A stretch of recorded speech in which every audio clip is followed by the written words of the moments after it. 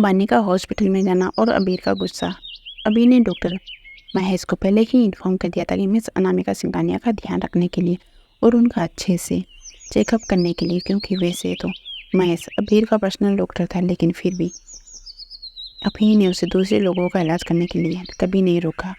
उसके बाद वह बानी का हाथ पकड़कर उसे हॉस्पिटल से बाहर ले जाने लगता है। जैसे ही वो हॉस्पिटल के बाहर पहुंचता है कि तभी बानी के ध्यान में एक बात आती है, तो वो अबीर की तरफ देखकर बोलती है कि मैं आपसे एक बात पूछना चाहती हूँ, लेकिन वो पूछने से हिचकिचा भी रही थी। जैसे ही अबीर बानी की बात सुनता है तो उसकी तरफ देखकर पूछता है, पूछो क्या पूछना है। इसी के साथ वह उससे आगे बढ़कर अपनी कार के पास चला जाता है।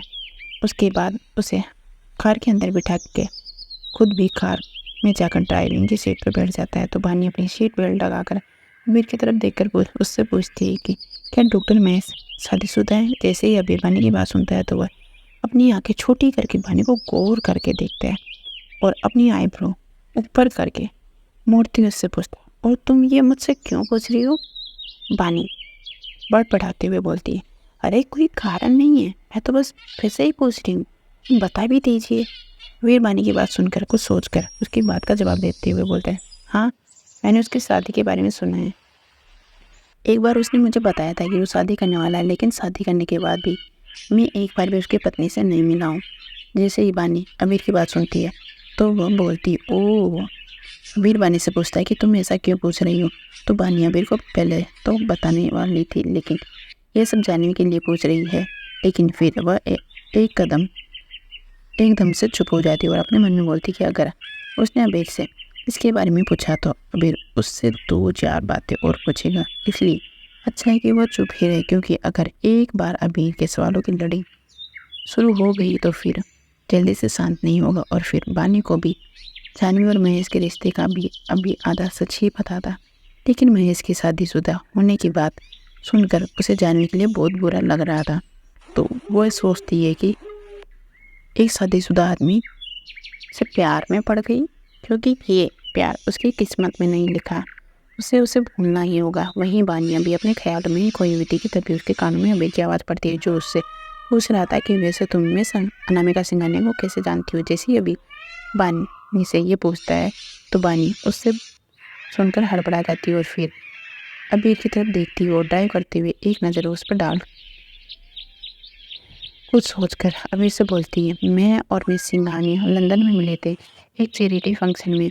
उसके बाद मेरी और उनकी अच्छी बनने लगी थी, साथ ही साथ हम प्रोफेशनल भी एक दूसरे को जानते हैं। जैसे ही अबीर बानी की बात सुनता है तो उसकी आंखें गहरी हो जाती है। वो उससे पूछता है कि कैसा प्रोफेशन।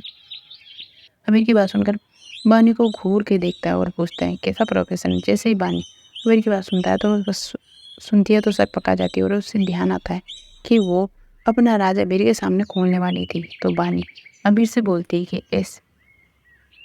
ऐसे ही जैसे अभी मैं काम कर रही हूँ। उसके बाद वो जल्दी से खिड़की के बाहर देखने लग जाती है, जो अबीर के सवालों का जवाब देने से बच जाती है। अबीर भी ये अच्छे से समझ गया था कि उसके चेहरे पर एक शैतानी मुस्कुराहट थी। वो एक हाथ से ड्राइविंग करने लग जाता है और दूसरे हाथ से बानी को हाथ पकड़ लेता है, जिससे बानी घबरा जाती है और अबीर की तरफ देखने लग जाती है। वो अपने एक हाथ से उसके हाथ को सिलाते हुए ड्राइविंग कर रहा था। बानी जब ये देखती है तो उसके होठों पे एक प्यारी सी मुस्कुराहट आ जाती है। बानी अपनी सीट की बेल्ट खोलकर अपनी सीट से उठ जाती है। जैसे ही अबीर ये देखता है तो वो उससे पूछता है, ये क्या कर रही हो।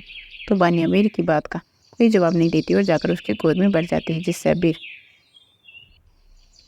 एक सुनसान रोड पर कार रोक देता है और अपना एक हाथ बानी की पीठ पर रख देता है, जिसके बाद बानी सही से बैठ सके।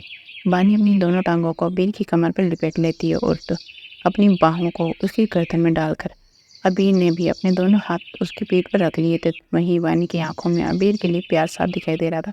अबीर उससे जैसे ही कुछ पूछने वाला था कि तभी बानी अपने होठों को उसके होठों पर रखकर चूम लेती है। अबीर तो शौक हो जाता है, क्योंकि ये पहली बार था जब बानी खुद आगे से आकर उसे चूम रही थी। तो अबीर इस मौके को कैसे जाने दे सकता था, इसलिए वो भी बानी के होठों को पैशनेटली चूमने लग जाता है।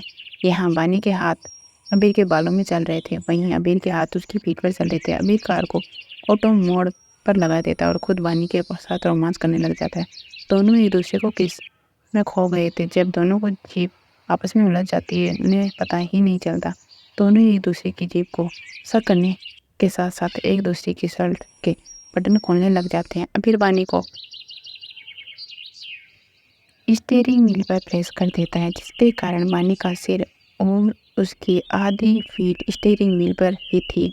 वहीं अबीर उसके होठों को छोड़कर अपने होठों को उसकी लंबी गोरी गर्दन पर रख देता है। वहीं बानी के मुंह से सिसकियाँ निकल रही थी। जब बानी से और कंट्रोल नहीं होता है तो वो अपने हाथ अबीर के छोटे सीने पर रख देती है और उसे सहलाने लग जाती है, और फिर अबीर का सिरा खुद से दूर करके अपने होठों को अबीर की एस्ट पर रख देती है और अपनी सॉफ्ट और गर्म जीभ से लीक करने लग जाती है। साथ में अपने दांतों से काट भी रही होती है। अबीर और बानी दोनों ही एक दूसरे के साथ अपने प्यार में भरे रहते हैं कि तभी कार में एकदम से रुक जाती है, तभी जिसके कारण अबीर होश में आता है और वह अपनी नज़रें उठाकर ऊपर की तरफ देखता है तो कार की विंडो से बाहर झाँक देखता है वह घर पहुंच चुके हैं। और अबीर एक बार बानी को देखता है, वह पूरी मतहोश हो चुकी थी और उसकी सही करता है, उसके बालों को अच्छे से सेट कर देता है और बिखरे पड़े थे।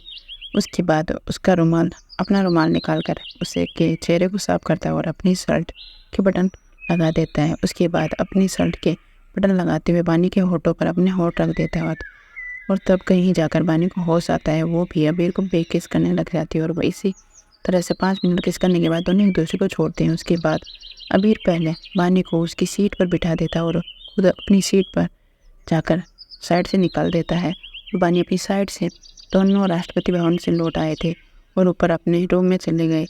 अबीर अपने रूम से में जाकर पहले फ्रिज खोलता है और वॉशरूम से बाहर आकर जैसे ही वो तैयार होकर बानी के रूम में जाता है तो वो उसे कोई भी नहीं दिखाई देता है। उसको लगता है कि बानी नीचे हॉल में होगी, इसलिए वो नीचे आ जाता है। नौकर से पूछता है मैडम कहाँ है। तभी उसके कान में एक नौकर की दिल को सुकून पहुँचाने वाली आवाज़ आती है। तभी एक बच्चे की आवाज़ पड़ती है। ये आवाज़ गार्डन से आ रही थी। एंजल, वो देखो, क्या वो 2 तारे हैं, मैं और तुम नहीं है, लेकिन उसका जहाँ भी वो खुद ही देता है।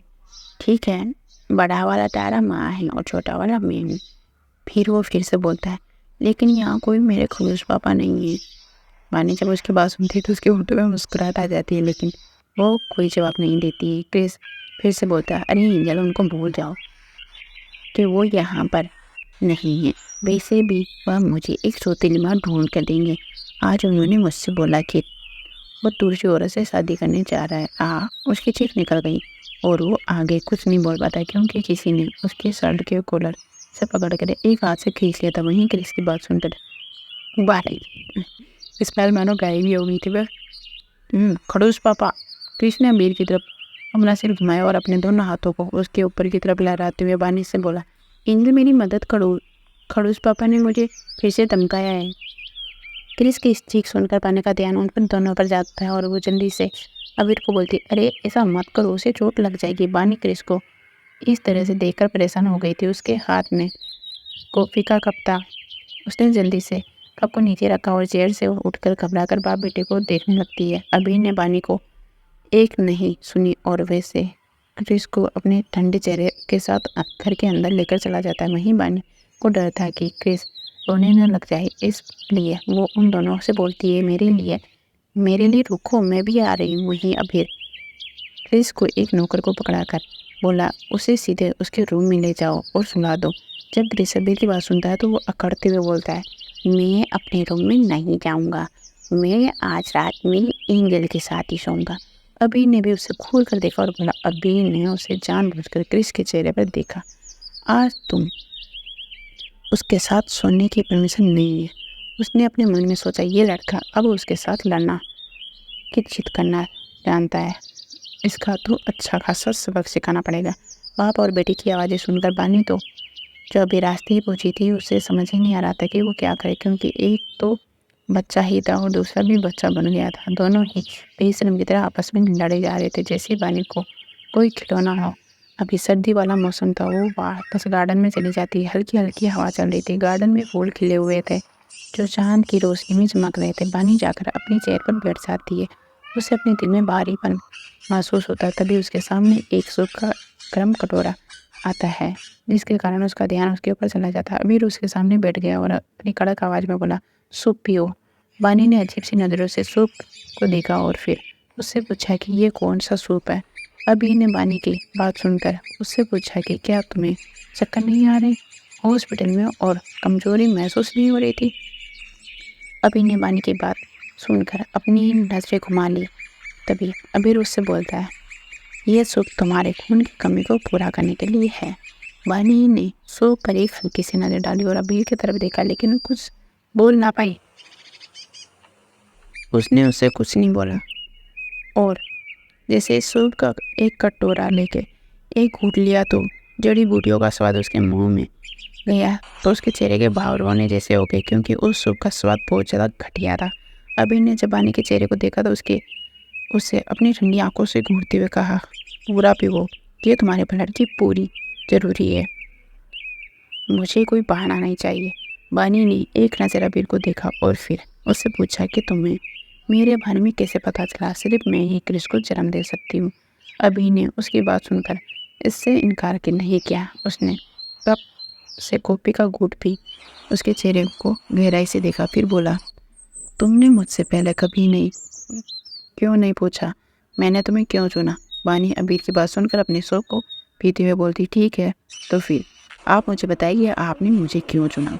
अबीर एक नज़र बानी को देखता है और फिर बोलता है कि जब मैं 8 साल का था तो मेरे ब्लड में कुछ सिस्टम पाए गए थे जो मुझे हर दिन बीमार कर रहे थे और मुझे हर रोज़ फेफ्लू होता था। हालांकि मेरा इलाज तो हो गया था, लेकिन जिसके कारण मेरे ब्लड में एक कुछ ऐसा होता है जो मुझे किसी भी आम इंसान के साथ बच्चा पैदा नहीं कर सकता था, वरना उसकी मौत जन्म से पहले ही या फिर जन्म लेने के साथ ही हो जाती। मेरी उस बीमारी का इलाज सिर्फ केवल कुछ बी टाइप ब्लड ग्रुप से जन्मा बच्चा ही एंटीडोट था। मेरा ब्लड ग्रुप एक बार दूसरे ब्लड ग्रुप के साथ मिल जाने पर परिणाम या तो गर्भपात हो सकता था या फिर मौत। आखिर क्या होने वाला है अब आगे? क्या अबीर बानी को 5 साल पहले की सच्चाई बता देगा? क्या सच में अबीर रितिमा से शादी करेगा? क्या बानी बेबस दूर चली जाएगी? आखिर क्यों महेश ने अपने बचपन के प्यार को छोड़कर किसी और लड़की से शादी की? पूरी सच्चाई जानने के लिए सुनते रहिए। चलिए शुरू करते हैं हमारी कहानी। अबीर ने बताया बानी को मीरा की सच्चाई। बानी को अभी भी समझ में नहीं आ रहा था कि अबीर ने उसे ही क्यों चुना। बी ब्लड ग्रुप वाली और भी तो औरतें थी। बानी जब अबीर की बात सुनती है तो उसे बोलती है, ठीक है अगर आपने मुझे ही चुना, लेकिन फिर भी आपको मुझे बेहोश नहीं करना चाहिए था और मुझे आपके लिए एक बच्चा पैदा करने के लिए मजबूर नहीं करना चाहिए था। बानी ने धीरे से अपना चम्मच नीचे रख दिया और उसकी ओर देखा कि आप जानते हैं आपके इस फैसले के कारण मुझे कितना कुछ सहना पड़ा। ये बात बोलते बोलते बानी की आवाज़ गुस्सा और नाराज़गी के साथ महसूस की जा सकती थी। आज ही पहली बार था जब वो अबीर से अपने अतीत के बारे में खुलकर बात कर रही थी। अबीर ने जब बानी की इस बात को सुना तो उसने उसे अपनी जटिल आंखों से देखा। अबीर एक पल के लिए तो चुप रहा, लेकिन फिर उसने एक गहरी सांस ली और फिर बोला, ये कोई था जिसने मेरी मदद की थी। वो बानी को उदास तो नहीं करना चाहता था, लेकिन फिर उसने बानी को सच बताने का फैसला किया। विक्रम ने तुम्हारी माँ से बात की थी, तुम्हारी माँ से हमने बात की थी तो वो मान गई थी और तुम्हें मेरे तक पहुँचाने के लिए उसने मदद की थी। उसने तुम्हारी माँ को बड़ी रकम दी थी। जहाँ तक दवा की बात थी, वो भी तुम्हारी माँ थी जिसने तुम्हारी ड्रिंक में एक दवा दी थी। तुम नशे में थी, तुम्हें बेहोश करने में हमारा कोई हाथ नहीं था। मैंने सोचा था कि ये एक ऐसा मामला था जिसमें तुमने पैसे के लिए अपना शरीर बेच दिया और पैसे के लिए किसी के बच्चे को जन्म देने के लिए तैयार हो गई। एक 18 साल की लड़की जो पैसे के लिए किसी और के बच्चे को जन्म देने के लिए खुद पैसे के लिए बेच दिया है। ये जानकर मुझे गुस्सा तो बहुत आया था, लेकिन फिर मैंने ज़्यादा इस मामले के बारे में नहीं सोचा था। अमीर की बात सुनकर बानी पूरी तरह से शौक हो जाती है। उसके हाथ में जो कॉफ़ी का कप था उस पर उसकी पकड़ मजबूत हो जाती है। जब उसने पहली बार इन बातों को सुना तो वह चौंक गई। उसने अबीर से पूछा, मेरी माँ तुम्हारा मतलब है मेरा सगा? उसे इस बात पर बार बार अब हंसी आ रही थी कि उसकी माँ चाहे वो सौतेली ही थी, लेकिन थी तो वो माँ ही। वो उसके साथ ऐसा कैसे कर सकती थी? उसने कभी सोचा भी नहीं था। अब उसे खुद पर गुस्सा आ रहा था क्योंकि वो पहले इतनी मासूम और भोली वो पहले इतनी भोली भाली बनकर रहती थी और मासूम रहती थी।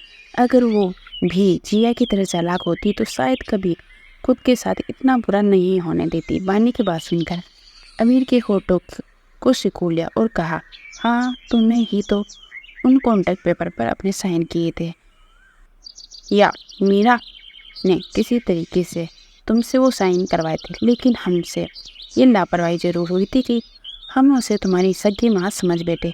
बानी जैसी अभी की बात सुनती है तो वो उदास हो जाती है। वो खुद को ही कोसते हुए बोलती है, मैं ये बात कैसे भूल सकती हूँ कि उस घर में अगर मेरा कोई सबसे बड़ा दुश्मन है तो वो मीरा और उसकी बेटी जिया थी। आखिर मैं ये कैसे भूल सकती हूँ कि वह हमेशा मेरे पीछा करती थी, लेकिन उसके पास कोई ऐसा मौका नहीं था कि वह मुझे कोई नुकसान पहुंचा सके। लेकिन उसे जब मौका मिला तो उसने ये कर भी दिखाया। मेरे जन्मदिन के दिन ही उसने मुझे बेहोशी की दवा दे दी, जिसके कारण मैं बेहोश की हालत में चली गई। और मेरे साथ क्या हुआ मुझे कुछ याद ही नहीं। मैंने कभी सोचा ही नहीं था कि वह इतनी ज़्यादा गिर जाएगी कि वह मुझे बेचने पर थोड़ा सा भी संकोच नहीं करेगी। ये सब बोलते हुए उसकी आंखों से आंसू बहने लगते थे। उसे बार बार वही बात याद आ रही थी कि अभी ने उसे कभी अभी अभी क्या कहा। उसका मन कर रहा था कि अभी जाकर मीरा को जान से मार डाले। अगर इस समय वो उसके सामने होती तो वह पक्का उसे थप्पड़ मार देती। ये तो अच्छा हुआ कि अब उसके पास उसका बेटा था, जिसके साथ वो अपनी पूरी ज़िंदगी जी सकती थी। अगर मीरा की किसी हरकत के कारण अगर उसका बेटा भी उनसे छीन जाता है तो वो क्या करती। वह अपने कॉफ़ी का कप नीचे टेबल पर रख देती है। उसके बाद वह अपनी जगह से उठकर जैसे ही घर के अंदर जाने वाली होती कि तभी अबीर उसका हाथ पकड़कर अपनी तरफ खींच लेता है, जिसके कारण मानी जाकर सीधा अबीर की गोद में गिर जाती है और उसका मुंह खुला रखा खुला रह जाता है।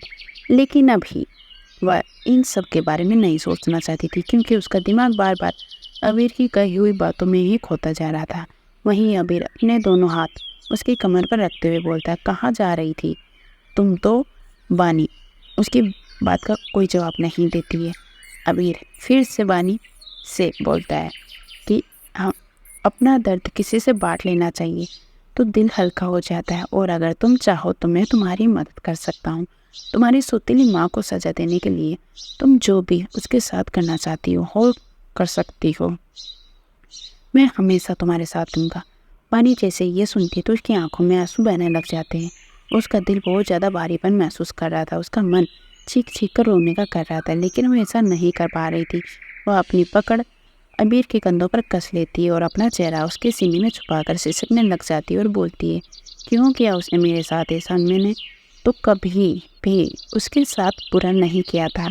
उसने पहले मुझसे मेरी माँ को छीन लिया और खुद उनकी जगह ले ली। उसने उसके बाद धीरे धीरे उसने मुझसे मेरे पापा को भी छीन लिया।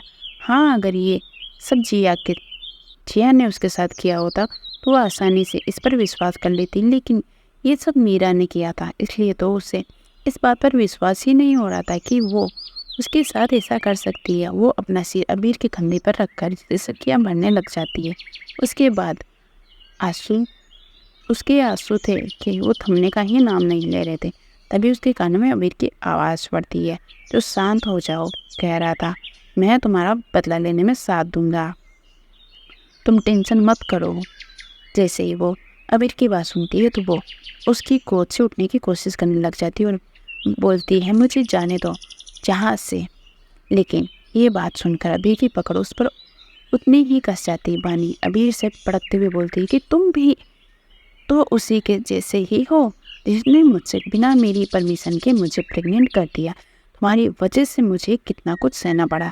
अकेली माँ बन के मैंने बिना शादी के मैं माँ बन के मेरे बच्चे को जंगली बीज कहा गया, उसे नाजायज बोला गया। क्या क्या नहीं सुना मैंने इतने 5 सालों में। तुम्हें क्या लगता है कि ये सब सहना इतना आसान था? जैसे ही अबीर बानी की बात सुनता है तो उसकी आंखों में एक अनकहा सा दर्द दिखाई देने लगता है और साथ ही साथ वह बानी को कसकर अपने गले से लगा लेता है और उसकी पीठ को सहलाते हुए बोलता है कि मुझे माफ़ कर दो।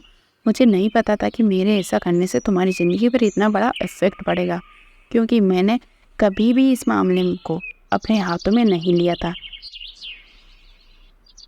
क्योंकि मैंने कभी भी इस मामले को अपने हाथ में नहीं लिया था। ये मामला तो पहले से ही मेरे मॉम डैड के कहने पर मैंने विक्रम के हाथों में दे दिया था। अगर मैं इस मामले को अपने हाथों में लेता तो शायद मैं इसकी तह तक पहले ही चला जाता और मुझे पता चल जाता कि तुम मीरा की बेटी नहीं हो। जैसे ही बानी अबीर की बात सुनती है तो वह अबीर के सीने पर अपने दोनों हाथों से मारती हुए बोलती कि क्या फ़र्क पड़ता है कि जिससे हम सगी माँ बेटी हैं या नहीं, मेरी ज़िंदगी तो बर्बाद हो गई। अब मेरे लिए यही अच्छा होगा कि मैं समर से शादी कर लूँ। जैसे ही अबीर बानी की बात सुनता है तो उसका चेहरा बर्फ़ की तरह ठंडा हो जाता है। यहाँ कुछ पल पहले उसके चेहरे पर बहुत ही कोमल भाव था, अब उनकी जगह पर ठंडे और सख्त भाव आ गए थे। वह बानी को ठुड्डी को पकड़कर उसका चेहरा ऊपर उठाता है। इस समय बानी का चेहरा लाल पड़ा हुआ था और साथ ही आंसू से भीगा हुआ पड़ा था। और तभी अबीर अपने दांत पीसते हुए बानी से बोलता है कि क्या कहा तुमने, अभी भी तुम उससे शादी करना चाहती हो? तो बानी अपना हाँ में सिर हिलाते हुए बोलती, हाँ, मैं उससे शादी करने के लिए तैयार हूँ। कोई फ़र्क नहीं पड़ता कि वह कौन है, कैसा है। जैसे ही अबीर उसकी बात सुनता है तो अबीर अपनी पकड़ बानी की ठुड्डी पर कसते हुए बोलता है, क्या तुमने मुझसे कहा कि मैं क्या चाहता हूँ?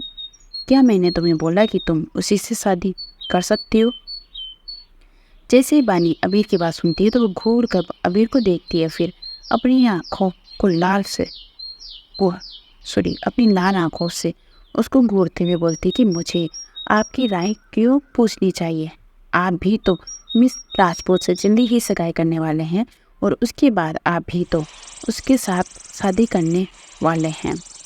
क्या आपने मुझसे मेरी राय पूछी कि मैं क्या चाहती हूँ? जैसे ही अबीर बानी की बात सुनता है तो वो एक पल के लिए चुप हो जाता है, लेकिन अगले ही पल वह बोलता है कि मैंने तुमसे कहा है कि मैं उससे शादी करने वाला हूँ। क्या मैंने तुमसे कहा है हमारी सगाई होने वाली है? क्या मैंने तुमसे यह नहीं कहा कि मैं उससे शादी नहीं करूँगा? तो फिर तुम क्यों अपनी जिद पर अड़ी हुई हो? क्यों क्यों तुम उस पर समर के पास जाना चाहती हो? इसी के साथ अबीर की पकड़ बानी पर कसते जा रही थी। वहीं बानी जब अबीर की बात सुनती है तो वह अबीर की पकड़ से छूटने की कोशिश करती है, लेकिन आज खुद को अबीर की पकड़ से नहीं छोड़ा पाती है। जब अबीर देखता है कि बानी उससे दूर होने की कोशिश कर रही है तो उसे और भी ज़्यादा गुस्सा आता है और वह बिना वक्त गवाए अपने सख्त होठों को बानी के होठों पर रख देता है। इस समय अबीर बहुत ही ज़्यादा दबंग दिखाई दे रहा था। हालांकि वह हमेशा ही दबंग रहता था, किसी की बात नहीं मानता था, लेकिन अपनी हर बात किसी से मनवा लेता था।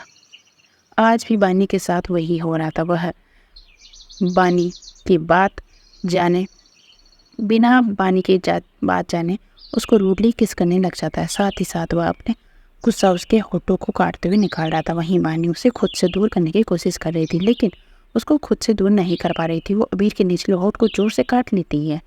वहीं दूसरी और वीरू और अनिका सो रहे थे तो खिड़की से आ रही चांद की रोशनी जब अनिका के मासूम से चेहरे पर पड़ती है तो उसके चेहरे पर आंसुओं के निशान सूख चुके थे, वो साफ दिखाई दे रहे थे। वह अपने चेहरे को वीर के सीने में छुपा लेती। वीर की नींद तो पहले ही खुल गई थी, लेकिन जब अनिका उससे चिपकती है तो उसके होठों पर मुस्कुराहट आ जाती है। उसके बाद वह अनिका को पकड़ लेता है और उसके बालों से अपनी उंगली चलाने लग जाता है और अपने होठों को धीरे धीरे उसके चेहरे पर फिराने लग जाता है, जिससे अनिका का मसाने लग जाती है। क्योंकि वीर के होठ जब जब उसके टच करते थे तब तब अनिका को अंदर से सिरन सी पैदा होती थी, जिसके कारण वो डर जाती है फिर से और वीर से दूर भागना चाहती थी। लेकिन वह अभी अपनी नींद खराब नहीं करना चाहती थी, क्योंकि डुफेयर्स आज वीर सिंह ने उसके साथ फिजिकल होकर उसको पूरी तरह से थका दिया था। अब उसने एक उंगली हिलाने की भी हिम्मत नहीं थी, लेकिन फिर भी वो धीरे धीरे अपनी आंखें खोल के देखती है तो वीर के होठ बिल्कुल उसके होठों के ऊपर थे और वो भी उसको किस करने की कोशिश करने वाला ही था। उससे पहले कि उसने होठ पर अपना हाथ रख देती है और अपनी नम आवाज़ में बोलते, प्लीज़ नहीं। वीर जब अनिका को देखता है तो वह उसका हाथ अपने होठों से हटा देता है। वहीं जब अनिका वीर को अपनी नम आंखों से देखती तो वीर के होठ पे सैतानी मुस्कुराहट आ जाती। इससे पहले अनिका उससे कुछ बोल पाती तब तक वीर ने पलटकर अनिका को अपने नीचे कर लिया था। उसके बाद बिना अनिका की मर्जी जाने वो बिना कुछ बोले उसके होठों पर अपने होठ रखकर उसको डीप किस करने लग जाता है। वहीं अनिका के होठ तो पहले ही सूज गए थे और दर्द कर रहे थे, लेकिन अब एक बार फिर से वीर उसकी बॉडी के साथ भूखी बीड़ी की तरह ट्रीट करने वाला था, जिसे अनिका डर रही थी और कांप रही थी। अनिका को तो कुछ समझ ही नहीं आ रहा था कि आखिर क्यों वीर उसे जबरदस्ती अपने साथ रख रखा है, जबकि वो तो उससे प्यार भी नहीं करती और ना ही कभी उससे प्यार करना चाहती है। वो उससे दूर जाना चाहती है, लेकिन वो चाहकर भी उससे दूर नहीं जा सकती थी। तो पता नहीं वीर उसके साथ क्या करेगा। उसके बाद उसका फोर्सफुली किस करने लग जाता है। उसके बाद वीर उसको फोर्सफुली किस करने लग जाता है। तब जब तक उसकी सांसें उखड़ने नहीं लग जाती तब तक उसके होठों को जबरदस्ती चुभता रहता है। लगभग 15 मिनट बाद वीर अनिका को छोड़ता है क्योंकि दोनों की सांसें उखड़ने लग जाती है। उसके बाद वीर अनिका को आंखों में अपने आंखें डालकर बड़े ही प्यार से जुनून भरी सेडक्टिव वॉइस में बोलता है, गुड इवनिंग वाइफी। जैसे अनिका वीर की मधुर सी भरी आवाज़ सुनती है तो वो और ज़्यादा डर जाती है। तो उसकी बॉडी में एक कंपन सी महसूस होती है, जिसको महसूस कर वीर के होठों पर एक सितानी मुस्कुराहट आ जाती है और डर लग रहा है। अच्छी बात है जान, डरना भी चाहिए, क्योंकि ये डर ही तुम्हें याद दिलाता रहेगा कि तुम सिर्फ मेरी हो। उसके बाद वीर उसके ऊपर से उठकर बैठ जाता है और अनिका को भी खड़ा कर बेड पर बैठा देता है। फिर अनिका को अपनी गोद में बिठाकर उससे बोलता है कि जान बताओ ना, तुम उसके साथ उस रेस्टोरेंट में क्या करने गई थी? मना किया था ना मैंने कि तुम किसी भी लड़के के साथ बात नहीं करोगी, उससे 3 मीटर की दूरी पर रहोगी, लेकिन तुम तो उसके साथ लंच करने चली गई। अब इसकी सज़ा तो तुम्हें मिलनी ही चाहिए। वहीं उसकी पकड़ अनिका के ऊपर कसती ही जा रही थी और अनिका को दर्द तो हो रहा था, लेकिन उसके मुंह से आ तक नहीं निकल रही थी। वहीं जैसे जैसे वीर अनिका को टच कर रहा था तो वो एक्साइटेड हो रहा था। अनिका उसके चेहरे पर आते जाते भाव को देख रही थी। जैसे जैसे वो बोल रहा था उसके एक्सप्रेशन बहुत ही सनक भरे थे, जिससे अनिका को उस पर बहुत ज़्यादा गुस्सा आ रहा था। वह उसके हाथों को पकड़कर अपने से दूर करने की कोशिश कर रही थी, लेकिन नहीं कर पा रही थी। उसके बाद वीर अनिका को उठाकर वॉशरूम में ले जाता है।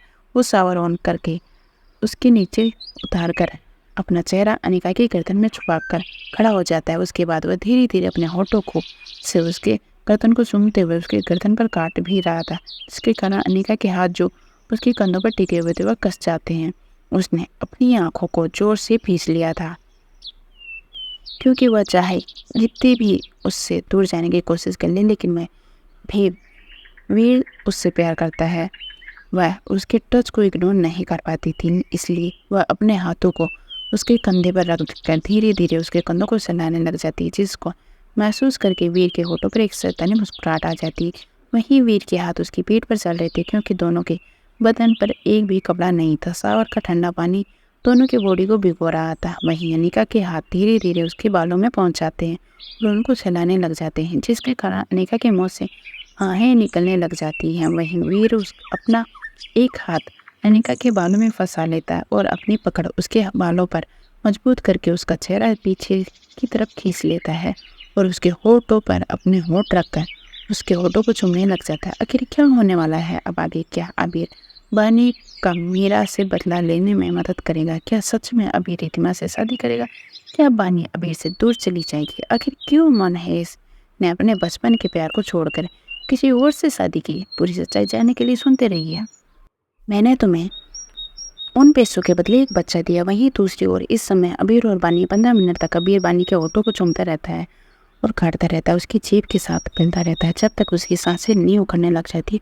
उसके बाद उसने लंबी लंबी गहरी सांस लेकर वो खुद को शांत किया और फिर बानी के चेहरे के पास अपना चेहरा ले जाकर बोला, अगर मैं तुम्हें गुस्सा ना दिलाऊं तो मैं अब तुम्हारी राय पूछो कि क्या तुम खुद को मेरे और मिस राजपूत के रिश्ते से तुम्हारी बात को मानूं तो क्या तुम्हारे दिल में मेरे लिए थोड़ा सा प्यार जगेगा?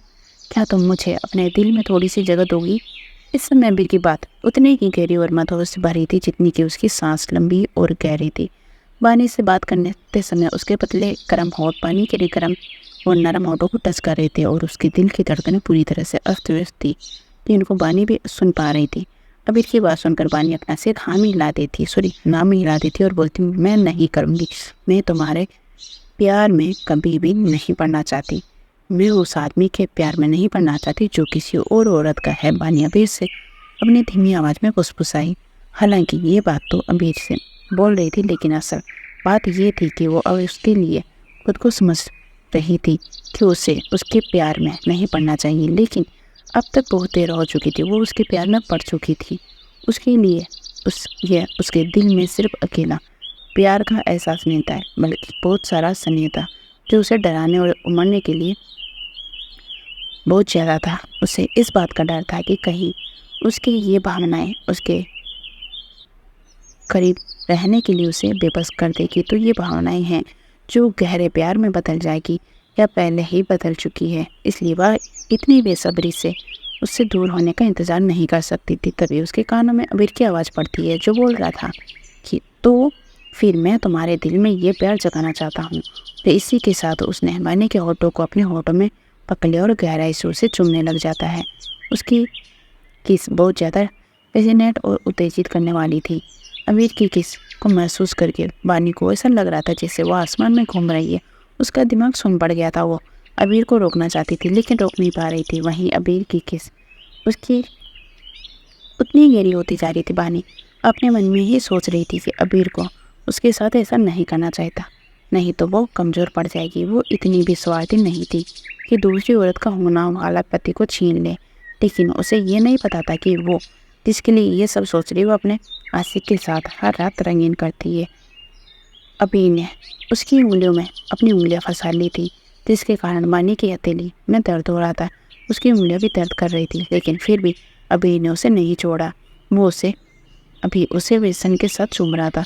बानी का दिल इस दर्द कर रहा था जब वो देखती है कि अबीर का उसे छोड़ने का कोई इरादा नहीं है, तो उसने अपने मुंह को खोल दिया और जोर से गुस्से में आकर उसके ऊपर वाले होठ को काट लेती है, जिसके कारण अबीर दर्द से करा उठा और उसने बानी के होठों को छोड़कर अपना सिर पीछे ले लिए और घूमकर बानी को देखा। उसकी भौहें आपस में सिकुड़ गई थी और वो इस समय ना खुद दिखाई दे रहा था और उसके आंखें नाराजगी से लाल हो गई थी और होठ से खून निकल रहा था। फिर वो बानी से गुस्से से दांत पीसते हुए बोला, आखिर तुम मेरे बारे में क्या सोचती हो? अबीर की आवाज़ इस समय कांप रही थी। क्या मुझे गुस्सा दिलाने में तुमको मजा आता है? अबीर की बात सुनकर बानी ने अपने हाथों को बीत लिया, लेकिन उसकी बात जवाब नहीं दिया। लेकिन उसकी बात सुनकर उसकी आंखों के नीचे एक छोटा सा आंसू आ गया और फिर वो अपनी रुआसी आवाज़ में बोली, हाँ, तुमने एक बार मुझे खरीदने के लिए बहुत पैसा खर्च किया था। मुझे तुम्हें गुस्सा दिलाने में मज़ा क्यों नहीं आएगा? मैंने उन पैसों से तुम्हें एक बच्चा दिया, बल्कि मुझे तुमसे प्यार हो गया। बेशर्मी से मुझे तुमसे प्यार हो गया है, लेकिन इस प्यार का कोई मतलब नहीं है। भले ही मैं जानती थी कि तुम्हारा और मेरा साथ रहना सही नहीं है और तुम और चमकते हुए सितारे हो, लेकिन मैं तो धूल के बराबर भी नहीं। तुम्हारी शादी किसी और औरत के साथ होने वाली है, ये जानते हुए भी मैं तुमसे प्यार कर बैठी। कितनी मूर्ख हूँ ना मैं। अपने दिल को तुमसे प्यार करने से नहीं रोक पाई मैं, लेकिन अब मैं इसके साथ स्वार्थी भी हो रही हूँ। लेकिन अभी मेरा दिल चाहता है कि तुम सिर्फ मेरे बनकर रहो, लेकिन मैं ये भी अच्छे से जानती हूँ कि ये नामुमकिन है। हमारे रिश्ते का कोई भी मंजूरी नहीं देगा। आपको किसी और के साथ देखकर मेरे दिल में दर्द होता है। सुना आपने? मैं आपसे बेइंतहा मोहब्बत करती हूँ। यह दर्द मुझे बहुत ज़्यादा अकेला और उदास महसूस कराता है। इसलिए आज मैं आपसे बोलती हूँ कि प्लीज़ मुझे जाने दीजिए। मुझे मेरा बेटा अपने साथ ले जाने दीजिए। आपके साथ सब कुछ है, आपका परिवार, पद, जनता का प्यार, लेकिन क्रिस मेरे जीने की वजह है। मैं अब इस दर्द को और नहीं सहना चाहती। अभी जो कब से बानी की बात सुन रहा था, उसकी बातों ने उसे दर्द महसूस कराया और उसने अपनी आवाज़ और नजरें उठाकर बानी के चेहरे को देखा, जो रोने के कारण लाल पड़ गया था और आंखें सोच कर लाल हो गई थी और वो अभी भी सिसक रही थी। हालांकि चाहे कुछ भी हो जाए और बानी को खुद से दूर जाने के लिए कभी भी राजी नहीं होने वाला था। ये वो थी जिसके पास होने से उसे बहुत ही सुकून मिलता था। अगर वो उसके आसपास ना हो तो फिर कभी वो उसे ना देख पाया हो तो उसके दिल में दर्द होता था और उसको खालीपन और अकेलापन महसूस होता था और वो उस समय दुखी रहता था। अबीर की लंबी पतली उंगलियों में बैंग की ठुड्डी को पकड़ा और उसके छोटे से चेहरे को ऊपर उठा लिया और जिससे दोनों की आंखें आपस में टकरा गई। पानी ने देखा इस समय अबीर की आंखें गहरी, सुस्त और ठंडी थी। तभी अबीर की कर्कश आवाज उसकी कानों में पड़ती है, जो बोल रहा था, यह एहसास तुमको दर्द पहुंचाता है, लेकिन तुम्हारा मेरे पास होना मुझे पूरा होने का एहसास कराता है। तो तुम ये कैसे बोल सकती हो कि मैं तुम्हें खुद से दूर जाने दूँ? नहीं, कभी नहीं। मैं तुम्हें खुद से दूर नहीं जाने दे सकता। ऐसा कभी नहीं होगा। अबीर की बात सुनकर बानी हैरान हो जाती है, लेकिन इस समय वो अब इतना गुस्से में थी कि उसे पता ही नहीं चला कि कैसे उसकी पकड़ से बाहर निकलना है और उसने अपने हाथ की मुट्ठी बंद कर ली। उसने सोचा कि ये आदमी सिर्फ उसे झूठ बोल रहा है और उसकी छाती पर मारना शुरू कर दिया। अभी ने भी उसे नहीं रोका, इसलिए उसने उसे मनमानी करने दी। आखिर में उसने एक नौकर से जो कंबल मंगवाया था वो चुपचाप रखकर चला गया था। उसने उस कंबल को उठाया और दोनों के चारों ओर लपेट लिया और फिर अपना सिर बानी के सिर से जोड़ लिया और फिर अपनी ठंडी आवाज़ में बानी से बोला, बानी सेगल, अगर तुम फिर से ऐसा बोलती हो या फिर ऐसा करती हो तो तुम मुझे कुर्र होने के लिए मत बोलना, क्योंकि मुझे तुमको कैद करके अपने पास रखने में कोई दिक्कत नहीं। ये बोलते समय उसकी आवाज़ गहरी, ठंडी और कर्कश थी, जिसमें बानी अपने लिए धमकी साफ महसूस कर सकती थी। उसके बाद बानी ने उसकी गोद में छटपटाना शुरू कर दिया, लेकिन जैसे ही अबीर ने उसे घूर कर देखा तो उसने जल्दी ही हरकत करनी बंद कर दी। लेकिन तभी उसे अपने पेट से होते हुए पजामे तक कुछ रेंगता हुआ महसूस हुआ। उसने अपने होठों को काट लिया और गुस्से से घूर कर अबीर को देखा और जोर से उसकी गाल पर अपने दांत गड़ाकर बोली, तुम एक नंबर के बेशर्म गुंडे हो जो मुझे धमकाते रहते हो। और उसका हाथ पकड़ने लग गई और घूर घूर कर उसे देखने लग गई। पानी घूर कर अबीर को देखती है, लेकिन इस पर समय अबीर के होठों पर एक मुस्कुराहट थी। उसकी कमर को सहलाते हुए आगे बढ़ रहा था, जिससे एक पल के लिए तो पानी कांप जाती है और उसका हाथ अबीर के हाथ पर टिक जाता है जो उसकी कमर पर था और वो अपना एक हाथ अपने होठों पर रखने के लिए जैसे ही ऊपर उठते कि तभी अबीर उसके होठों पर अपने होठ रखकर उसे चूमने लग जाता है और वो अपने हाथ से उसके कमर को सहलाने लग जाता है। मानी इस समय इतना गुस्से में थी कि वो अबीर को पीट कर यहाँ से भाग जाना चाहती थी, लेकिन उसने उसे ज़्यादा परेशान नहीं किया और आधे घंटे के बाद उसने बानी को छोड़ा और बानी अबीर की गोद से उतरकर भाग गई और दोनों घर के हॉल में चले गए। हॉल रोशनी तेज थी और नौकर अपना काम कर रहे थे। वहीं अबीर ने बानी की पीठ की ओर देखा जो सीढ़ियों से ऊपर की तरफ जा रही थी, लेकिन इससे पहले कि वो अपने रूम में जा पाते अबीर ने उसे अपने लंबे हाथों से सीढ़ियों पर जाकर उसने उसे पकड़ लिया। बानी ने घूर कर अबीर को देखा। वो अब अबीर से दूर भागना चाहती थी, लेकिन इससे पहले कि वो भाग पाती अबीर उसकी पीठ को पीछे से ही अपने गले में लगा लिया। अगले ही पल उसने उसे पलट दिया और वह सीढ़ियों की रेलिंग के ऊपर दबा दिया। उसकी गर्म सांसें बानी के चेहरे के ऊपर पड़ रही थी। दोनों की सांसें आपस में घुल रही थी। बानी ने गहरी सांस ली और अपनी पलकों को झपका दिया। दोनों की आंखें आपस में मिली हुई थी। अबीर की आंखें इस समय बहुत ही नशीली थी, जो किसी को भी पिघला सकता था। दोनों की आंखों में एक दूसरे के लिए प्यार साफ दिखाई दे रहा था। बानी ने अबीर को खुद से दूर करने के लिए उसे धक्का दिया और बोली कि तुम पीछे हटो, क्योंकि उनको आसपास नौकर आ जा रहे थे। बानी ने कभी नहीं सोचा था कि वो उसे नौकर के सामने बेशर्मी से रोकने की हिम्मत करेगा, लेकिन अबीर पीछे नहीं हटा, बल्कि उसकी दोनों तरफ रेलिंग पर हाथ रखकर उसके ऊपर झुक गया। उसने उसको जाने के बजाय नौकर को बोला, तुम सब नीचे जाओ। नौकर ये सब जानते थे और उन दोनों को इस पोजीशन में देखने की हिम्मत नहीं कर सकते थे। जब उन लोगों ने उसको ये कहते सुना तो सभी जल्दी से नीचे की तरफ भाग गए।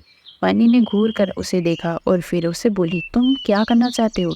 इस समय उसकी आवाज़ में नाराज़गी साफ देखी जा सकती थी, लेकिन फिर भी उसकी आवाज़ धीमी थी। उसने ये महसूस कर लिया था कि नौकर चले गए हैं और अब उसके लिए आगे जो भी होगा अच्छा नहीं होने वाला था। उसकी पलकें बार बार झपक रही थी। उसने एक बार पीछे झुककर नीचे ज़मीन की तरफ देखा, फिर अबीर बार बार उसकी तरफ झुक रहा था, जिससे बानी पीछे की तरफ झुक रही थी। तभी उसके कानों में अबीर की आवाज़ पड़ी, जिसके होठ पर उसके कान को छू रहे थे और उसके कान को चूमते हुए बोलता है, मैं उससे सगाई नहीं करूँगा। बानी उसकी बात सुनकर जम गई, जैसे कि वह नहीं जानती थी कि उसने जो सुना वो सच था या झूठ। उसने अचानक ऊपर देखा और उसकी आंखें उसकी आंखों से टकरा गई। अबी ने एक बाहों को ऊपर उठाया और एक बार फिर से उसके कान को चूमते हुए बोला, क्या तुमने सुना नहीं? मैंने अभी क्या कहा? बानी ने जब अबीर की बात सुनी तो उसने अपने कांपते होठों से सिर्फ बोला और फिर अपना सिर हिला दिया। उसे अभी भी अबीर की बातों पर विश्वास नहीं हो रहा था, लेकिन उसने सोचा कि क्या वह मिस राजपूत से सगाई नहीं करेगा? क्या उसने ठीक सुना? अबीर ने अपना चेहरा थोड़ा सा पीछे कर लिया, जिससे बानी को लगा कि अबीर उसे अब छोड़ देगा। लेकिन उसकी ये गलतफहमी तब दूर हुई जब उसने उसकी गर्म जीभ को अचानक से अपने कान पर महसूस किया। अबीर अपनी गर्म जीभ से उसके कान के चूम रहा था और उसके ऊपर अपनी गर्म जीभ फेर रहा था। इसके साथ उसका एक हाथ धीरे धीरे उसके पेट पर आ रहा था और उसे सहलाने लग जाता है। वहीं ये महसूस करने बानी की सांसें तेज हो रही थी और उसका शरीर थोड़ा नरम हो गया था। अबीर उसकी कमर को सहला रहा था और उसके कान से होते हुए उसके पूरे चेहरे को अपनी जीभ से लिक करते हुए उसके पूरे चेहरे को चूमने लग जाता है और साथ ही साथ उसके होठों पर होठ रख देता है। वहीं बानी ने अपने दोनों हाथों को उसके कंधों पर दबा दिया, जिसके कारण उसकी उंगलियां लाल हो गई और वो उसे खुद से दूर करने के लिए धक्का देने लग गई। वहीं अबीर के होठ उसके होठों के सिरे से होते हुए उसके गाल के ऊपर उसके नाक की नोक तक आ गए और आखिर में उसने चेहरे को चूमते हुए एक बार फिर से उसके होठों पर होठ आ गया और उसे चूमने लग गया। हालांकि इस समय बानी के पैर कमजोर हो गए थे, जिससे वो लड़खड़ा रही थी, लेकिन तभी अबीर ने उसको पकड़ लिया और फिर उसके होठों को छोड़कर धीरे से उसे फुसफुसाया, जान, मैं इससे आगे बढ़ना चाहता हूँ और तुम्हें हर तरह से प्यार करना चाहता हूँ, लेकिन हाँ, मेरी ये बातें हमेशा याद रखना कि चाहे कुछ भी हो जाए, मैं उससे सगाई नहीं करूँगा। आखिर क्या होने वाला है अब आगे? क्या अबीर बानी का मीरा से बदला लेने में मदद करेगा? क्या सच में अबीर रितिमा से शादी करेगा? क्या बानी अबीर से दूर चली जाएगी? आखिर क्यों महेश ने अपने बचपन के प्यार को छोड़कर किसी और से शादी की? पूरी सच्चाई जानने के लिए सुनते रहिए। हेलो दोस्तों, कैसे हैं आप सब? उम्मीद करती हूँ आप लोग अच्छे होंगे, मस्त होंगे, स्वस्थ होंगे और घर परिवार में भी सब अच्छे होंगे। मैं उससे सगाई नहीं करूँगा, मैं उससे सगाई नहीं करूँगा। और इसी के साथ उसके होठ पर एक बार फिर से बानी के होठों को चूम लिया और उसके होठों पर फुसफुसाया, जान, तुमको ये याद रखना चाहिए कि मैंने तुमको क्या बोला है। अभी कभी मेरी बात मत बोलना। इस बार बानी ने उसकी बात को ध्यान से सुना। हालांकि वो अबीर से पूछना चाहती थी कि आखिर वो सगाई क्यों नहीं करना चाहता, लेकिन इससे पहले कि वो कुछ बोल पाती उसके विचार उसके मन में ही रह गए और अबीर की किस की बारिश उसके चेहरे पर एक बार फिर से शुरू हो गई। हालांकि इस बार उसने अबीर को खुद को चूमने से मना नहीं किया और ना ही रोका। जो वो करना चाहता था उसे वो करने दिया। हालांकि अबीर की किस बहुत ही ज़्यादा अग्रेसिव और पैशनेट थी, जिससे वो 5 मिनट के बाद ही हाँफने लग गई और उसके पैर नरम पड़ गए और उसे चक्कर आने लग गए थे। दोनों एक दूसरे को चूमते हुए एक दूसरे की बॉडी को सहला रहे थे। उनकी बॉडी की गर्मी बढ़ती ही जा रही थी और दोनों एक दूसरे के शरीर को बुरी तरह से चाहते थे। उन्हें इस बात का पता भी नहीं चलता है कि वो पिछले 25 मिनट से एक दूसरे को चूमने में लगे हुए हैं। दोनों के होठों से खून निकल कर दोनों के मुंह में जा रहे थे और दोनों ही एक दूसरे के खून को टेस्ट कर रहे थे, लेकिन दोनों में से कोई भी एक दूसरे को छोड़ने के लिए तैयार नहीं था। यहाँ अबीर के हाथ बानी की कमर पर से होते हुए उसकी पीठ पर चल रहे थे। वहीं बानी के दोनों हाथ बाहें उसके गले में थी। जब बानी की सांसें उखड़ने लगी तब कहीं जाकर वो अपने होश में आई कि वो क्या कर रही थी और उसका चेहरे पर लाली छा गई और उसने सांस लेने के लिए अबीर को खुद से दूर करने की कोशिश की। वो अबीर की आंखों में अपने लिए खतरनाक इरादे साफ देख सकती थी, जिनको महसूस कर उसकी आंखें अपने आप ही नीचे झुक गई थी। उसके बाद से अबीर से उस अपनी लड़खड़ाती आवाज़ में बोलती है, मैं पहले ऊपर जाऊंगी। उसके होठ थोड़े से सूजे हुए थे और चेरी की तरह लाल पड़ गए थे और जल्द से अबीर की दूसरी साइड से निकलकर चली गई। हालांकि उसने अपने ऊपर की तरफ देखा और उसे टच किया। यहाँ पहले अबीर ने पकड़ा हुआ था। उसका हाथ अभी गर्म था और हल्का दर्द कर रहा था। वो जैसे ही अपने कमरे पहुंचती है कि जोर से रूम के डोर को लगा देती है और उसके साथ सटक कर खड़ी हो जाती है। उसका दिल जोरों से धड़क रहा था। अपने सीने पर हाथ रखकर उसे थपथपाने लग जाती, जिससे उसके दिल की बड़ी धड़कनें शांत हो जाए। लेकिन अभी भी उसके दिमाग में अबीर की बोली हुई बातें ही चल रही थी। वो ये सोचे बिना नहीं रह पाई कि वो सगाई नहीं करेगा और 5 साल पहले मीरा ने उसे 20 मिलियन के लिए बेच दिया था। वो ये भी नहीं जानती थी कि वो सगाई नहीं करेगा। ये जानकर उसे खुद खुश होना चाहिए या फिर जानकर कि मीरा ने उसे 5 साल पहले बेच दिया था, इससे उसे दुखी होना चाहिए। लेकिन वो हैरान थी कि कोई इतना नीचे कैसे गिर सकता है। वहीं दूसरी ओर शांति छाई हुई थी। बानी के इस तरह से जाने के कारण अबीर की आंखों के सामने अंधेरा छा गया था। उसने अपना हाथ ऊपर उठाया और अपनी लंबी उंगली से अपने होठ छुआ, जैसे ही वो भी बानी के होठों का स्वाद अपने होठों पर महसूस कर रहा हो। जिस कारण उसे याद आता है कि कैसे बानी उससे दूर भागना चाहती थी और इसके महसूस करके वो थोड़ा चिड़चिड़ा महसूस कर रहा था। वो शायद खुद को भी इस बात के लिए एहसास दिला रहा था 5 साल पहले जो हुआ वह एक गलती हो सकती थी, लेकिन अब उसे ये गलती बार बार जानबूझकर करना चाहता था और अनजाने में ही उसके होठों पर एक मुस्कुराहट आ जाती है। तभी उसके कानों में क्रिश की आवाज़ पड़ती है जो उसे बोल रहा था, खड़ूस पापा, आप क्या अब तुम मुझे सौतेली मां नहीं ला कर दोगे? क्या तुम मेरी एंजल को पसंद करने लगे हो? इस समय क्रिस की आवाज़ में खुशी साफ झलक रही थी। अभी ने जब क्रिस की आवाज़ सुनी तो उसने अपने पीछे मुड़कर देखा, जो अपने चेहरे पर मुस्कान लेकर उसे ही अपनी टिमटिमाती हुई आंखों से देख रहा था। उसे देखकर अबीर का चेहरा काला पड़ जाता है। वो उसे घूर घूर कर देखता है और उसको देखकर खुद में ही बोलता है, ये बदबूदार लड़का ये कब से हमको देख रहा था, ये अभी तक सोया नहीं? उसके बाद उसने अपनी आंखें छोटी करके क्रिस से पूछा कि तुमने अभी क्या देखा?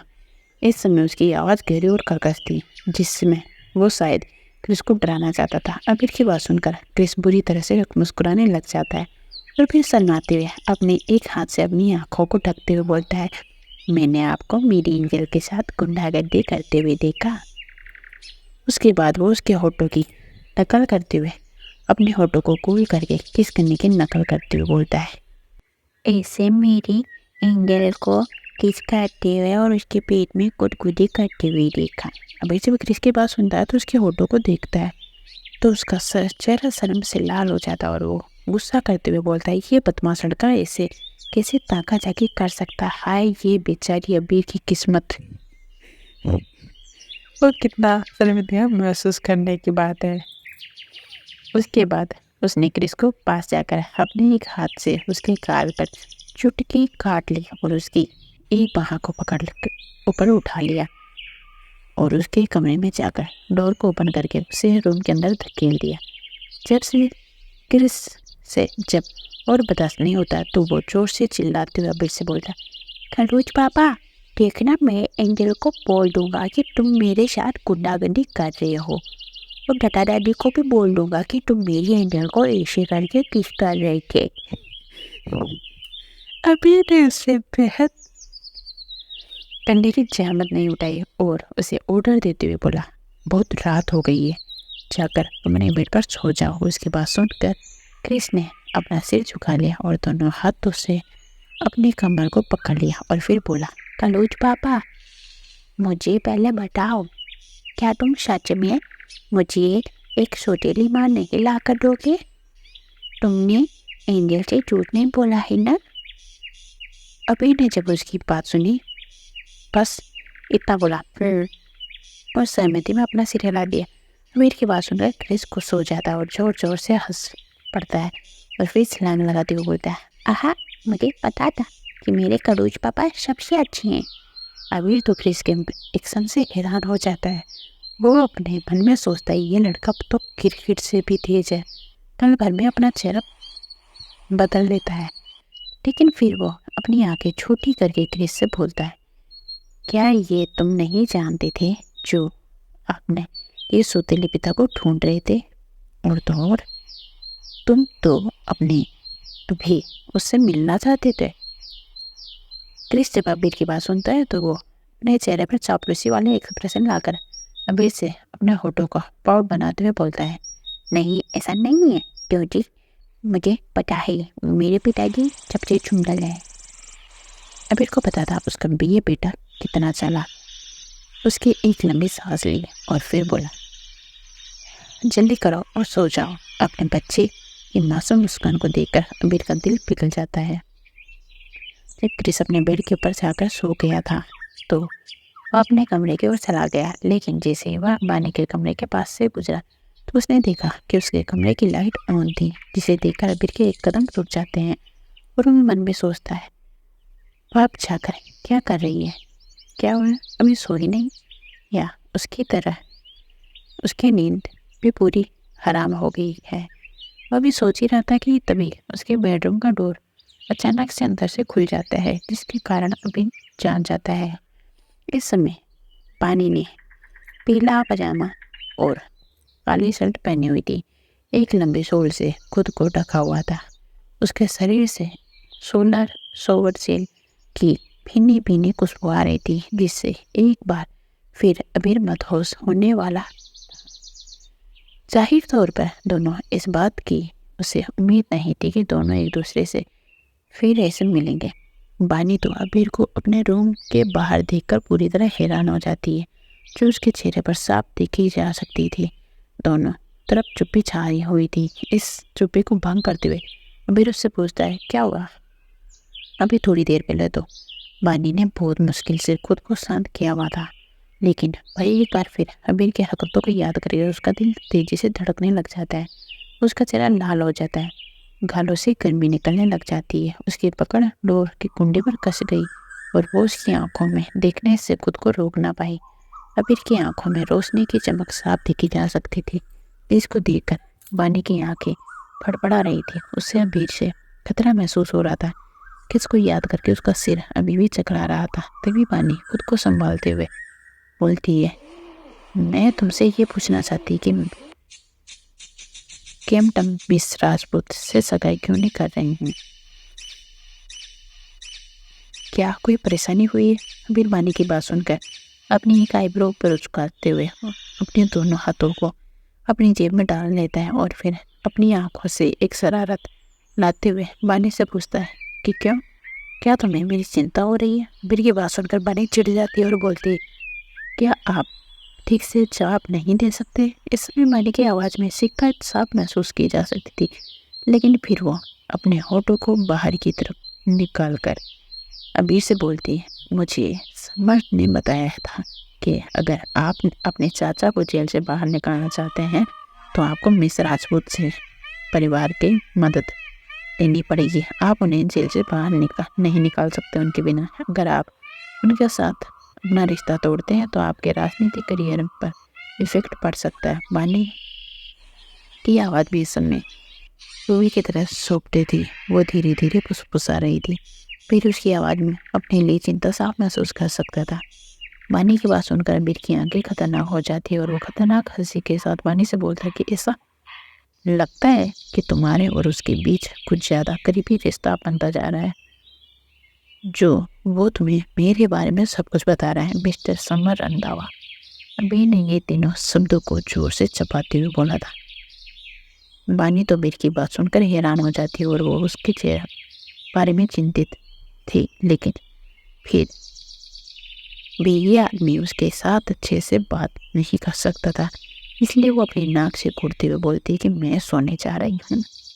उसके बोलने के लहजे में शिकायती वो जैसे ही पीछे मुड़कर जाने वाली होती कि तभी अबी ने अपना हाथ बढ़ाकर उसे पकड़ लिया।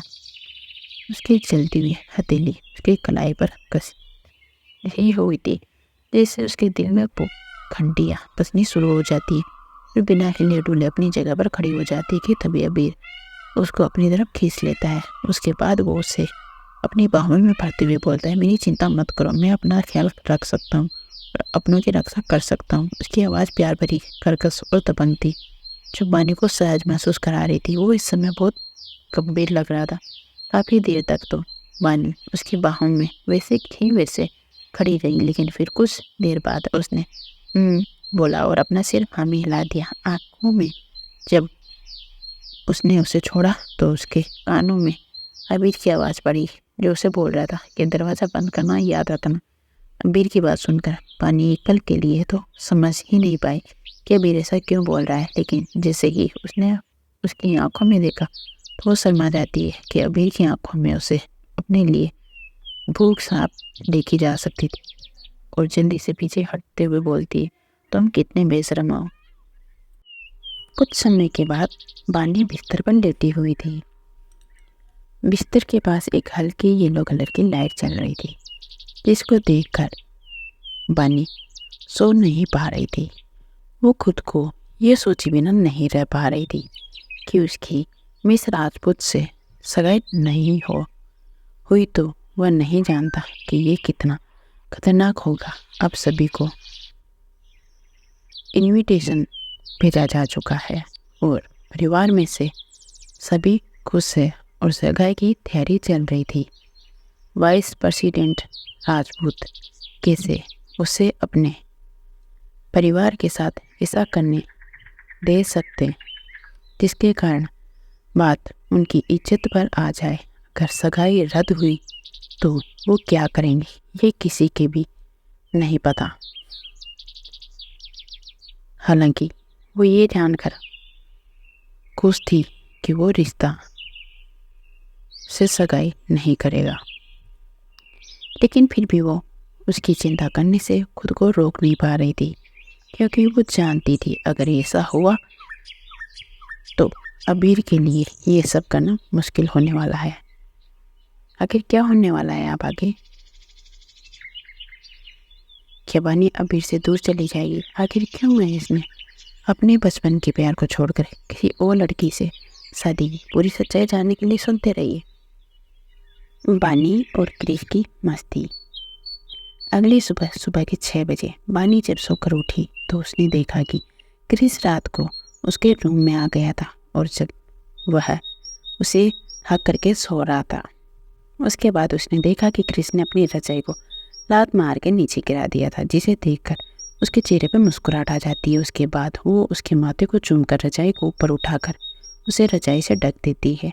उसके बाद वो रूम का टेम्परेचर चेक करती है और जैसे ही रूम से बाहर जाने वाली होती है कि तभी रूम का डोर नॉक होता है, तो वो डोर को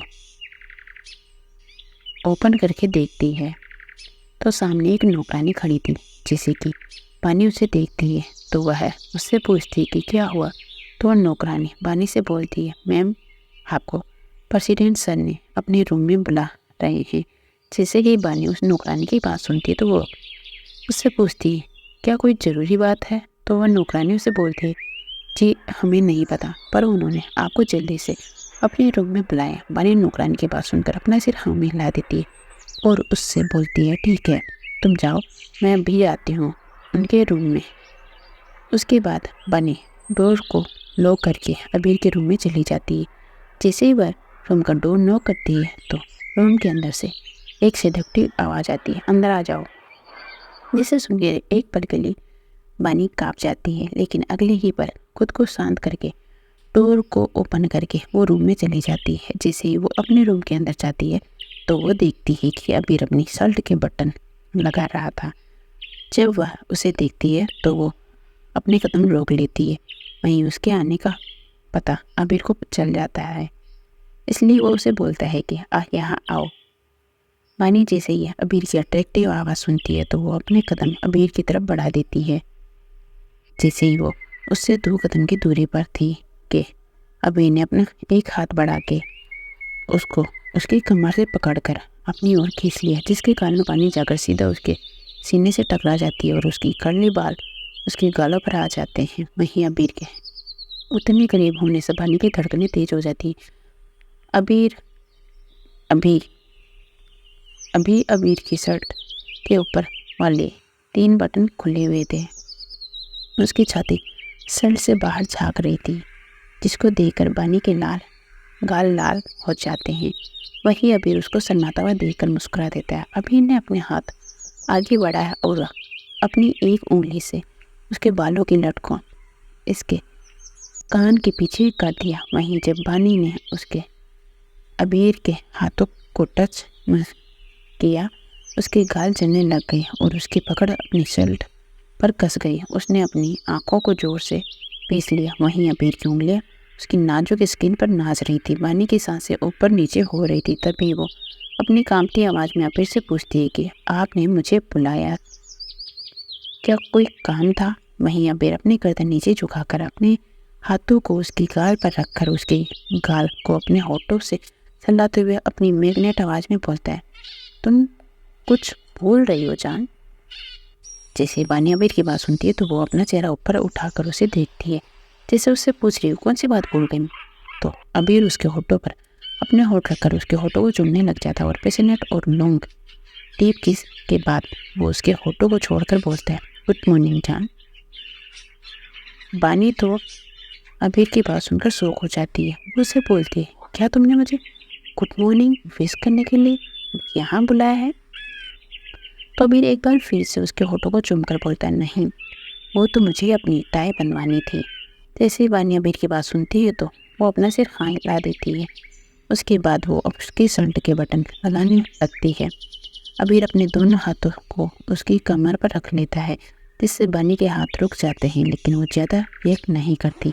वो वैसे ही उसकी शर्ट के बटन लगाने लग जाती हैं। उसके बाद जब उसने अपनी नज़रें उठा तो उसकी नज़रें जाकर सीधा उसकी गहरी नज़रों से टकरा गई, जिनको देखकर उसने नज़रें हटाना भूल जाती है। लेकिन जल्द ही वो शांत होने का नाटक करते हुए उसकी टाई को वहीं पास से उठाकर बांधने लग जाती है। जैसे जैसे उसकी उंगलियां उसके गर्दन को टच कर रही थी, वैसे वैसे उसका शरीर अकड़ जाता है। बानी टाई बांधने के बाद उससे बोलती है कि हो गया। तो अबीर उसके होठों पर होठ रख देता है और उसे डीप किस करने लग जाता है, जिससे वानी सिहर उठती है, लेकिन उसकी किस में वो खुद भी बह गई। लेकिन जल्द ही वो शांत होने का नाटक करते हुए उसकी टाई को वही हाथ से उठाकर बांधने लग जाती है। जिससे जैसे उसकी उंगलियां उसकी गर्दन को टच कर रही थी, वैसे वैसे उसका शरीर अकड़ जाता है। वानी टाई बांधने के बाद उससे बोलती है कि हो गया।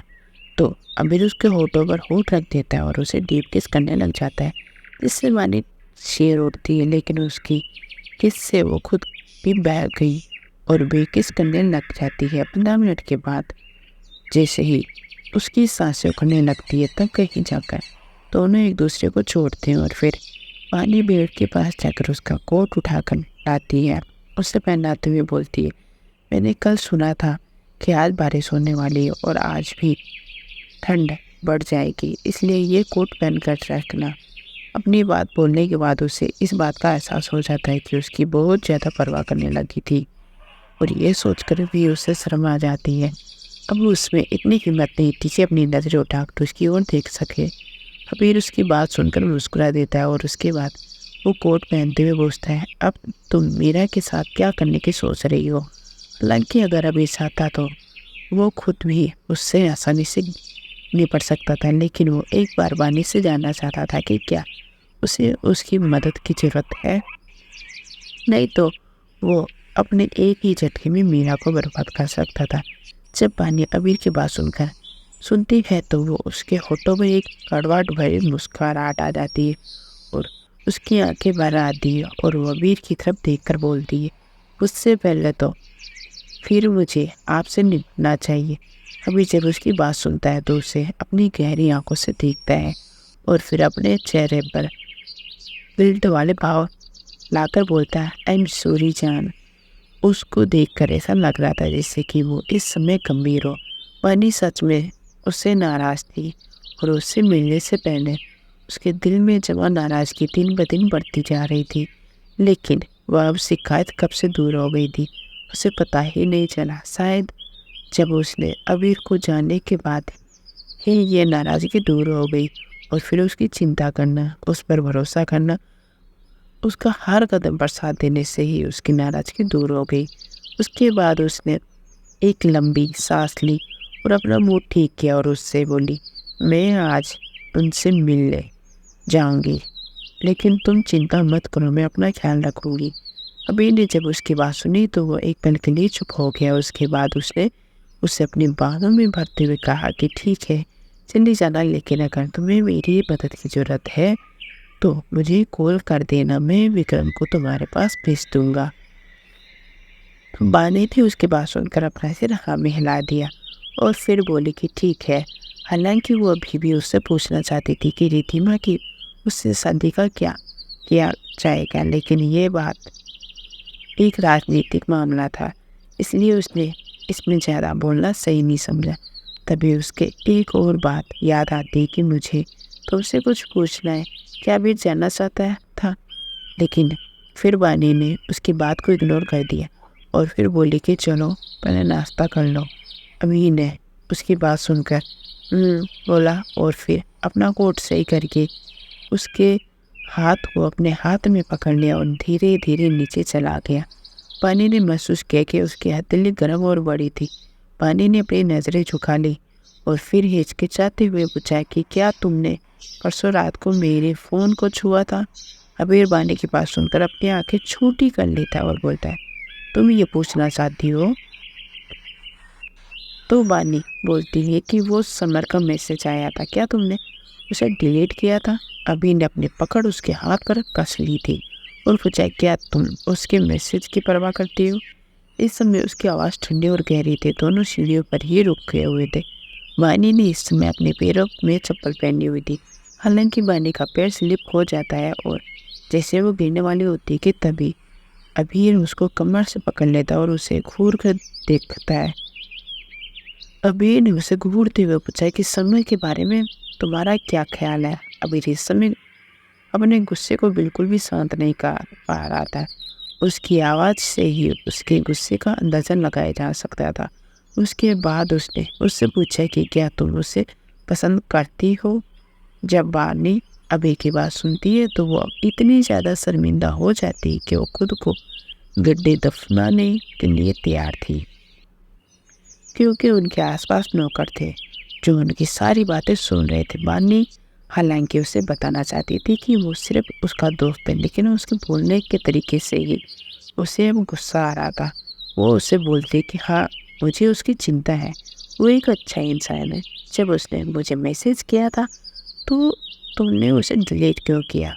वही अबीर जो बानी की बात सुन रहा था, उसका चेहरा काला हो जाता है। उसकी पकड़ बानी की कमर पर कस जाती है और वो खतरनाक तरीके से मुस्कुराता है, लेकिन वो बोलता कुछ नहीं है और उसे उठाकर नीचे डाइनिंग हॉल में ले जाता है और उसकी चेयर पर बिठा देता है। उसके बाद वो क्रिस को देखता है जो अपने चेहरे पर शैतानी मुस्कुराहट लाकर उन दोनों को देखता है। वहीं दूसरी ओर रिधिमा इस समय अपने बॉयफ्रेंड देव के साथ थी और रंगीनियां मना रही थी। तभी देव उसे बोलता है कि जान, कल तो तुम्हारी सगाई होने वाली है, क्या तुम्हें डर नहीं है कि अगर उसे पता चला तो तुम्हारे साथ वो अपना रिश्ता भी तोड़ सकता है? तो रिधिमा उसके होठों को चूमते हुए बोलती कि जान, इतना मत सोचो, कुछ नहीं होगा, बस चलो एंजॉय करते हैं। इसके बाद देव ने भी उसे चूमने लग जाता है। देव उसके होठों को चूमते हुए धीरे धीरे उसे घुमाकर उसकी पीठ पर अपने होठ चलाने शुरू कर देता है और काटने लग जाता है, जिसके कारण रिधिमा के मुंह से सिसकियां निकलने लग जाती है। देव उसके बालों को एक साइड कर उसकी गर्दन पर अपने होठ रख देता है और वहाँ पर किस करने लग जाता है। जैसे जैसे उसकी गर्दन को छू रहा था वैसे वैसे रिद्धिमा सिर उठती है और उसके होठों की मुठ्ठियाँ कस जाती है। रिद्धिमा एक ही झटके में देव को ब्लेजर उतार देती है और उसके बाद धीरे धीरे उसकी शर्ट के बटन खोलने लग जाती है। फिर दोनों एक दूसरे की शर्ट भी निकाल कर नीचे फेंक देते हैं। इस टाइम रिद्धिमा की ऊपर बॉडी पर जो उसकी दूध जैसी गोरी स्किन थी वो चमक रही थी। रिद्धिमा अपनी आंखें बंद कर लेती और उसकी पकड़ देव के हाथों पर मजबूत हो जाती है, लेकिन देव के हाथ फिर भी नहीं रुकते। देव कभी उसकी आंखों पर किस करता, कभी उसके नाक पर, तो कभी उसके दोनों गालों पर से लेकर फिर उसके गुलाबी होठों पर अपने होठ रख देता और उसे चूमने लगता है। पहले तो दोनों को किस बहुत ही सौंपती थी, लेकिन उसके बाद रिद्धिमा भी उसके किस का रिस्पॉन्स देने लगती है। तो देव धीरे धीरे वाइल्ड होता जा रहा था और फिर वह रिद्धिमा को बहुत ज़्यादा पैशनेट और डीपली किस करने लग जाता है। लेकिन जब रिद्धिमा की सांसें उखड़ने लगती है फिर भी दोनों एक दूसरे को नहीं छोड़ते हैं। तो रिद्धिमा अपने दोनों हाथों से उसके कंधों पर मारने लगती है। तब देव को होश आ जाता है कि रिद्धिमा की सांस नहीं आ रही है। वह उसको छोड़ देता है और उसके माथे से अपना माथा टेक लेता है। ऐसे ही कुछ मिनट खड़े रहते हैं।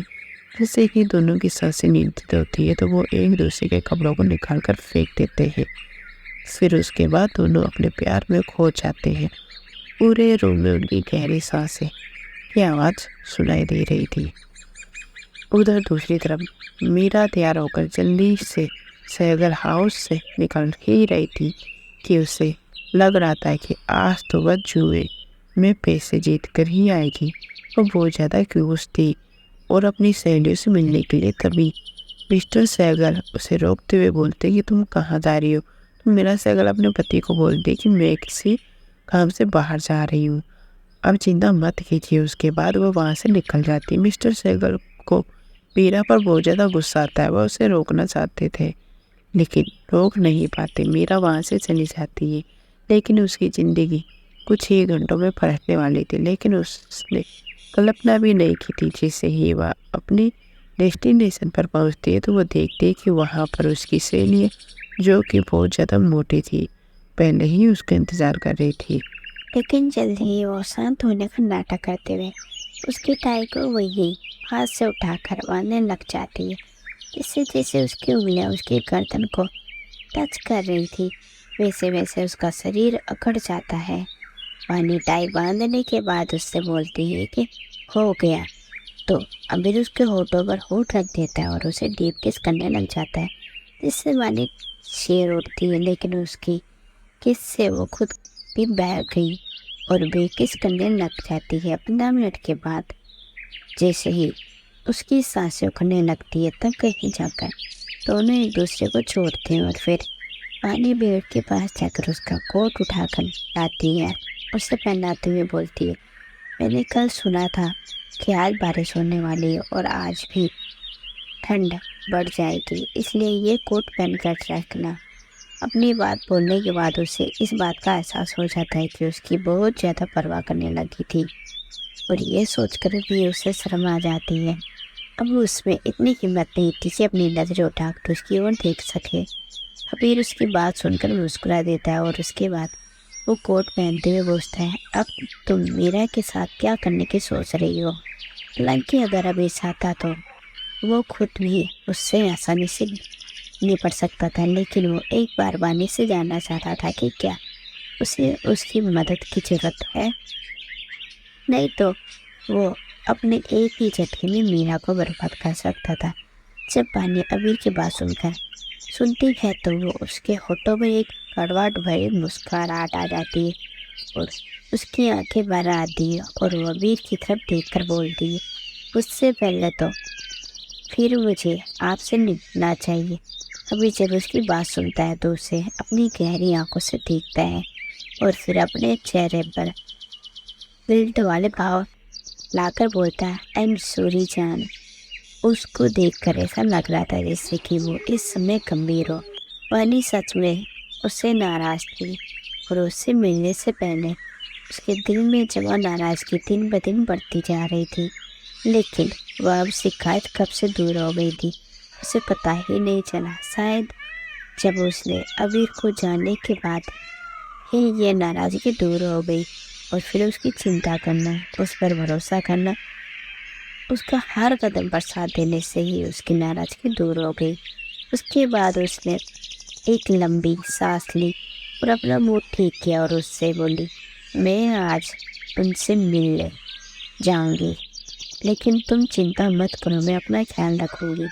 अबीर ने जब उसकी बात सुनी तो वो एक पल के लिए चुप हो गया। उसके बाद उसने उसे अपनी बाहों में भरते हुए कहा कि ठीक है, चली जाना, लेकिन अगर तुम्हें मेरी मदद की ज़रूरत है तो मुझे कॉल कर देना, मैं विक्रम को तुम्हारे पास भेज दूंगा। बानी थी उसकी बात सुनकर अपना सिर हाँ में हिला दिया और फिर बोली कि ठीक है।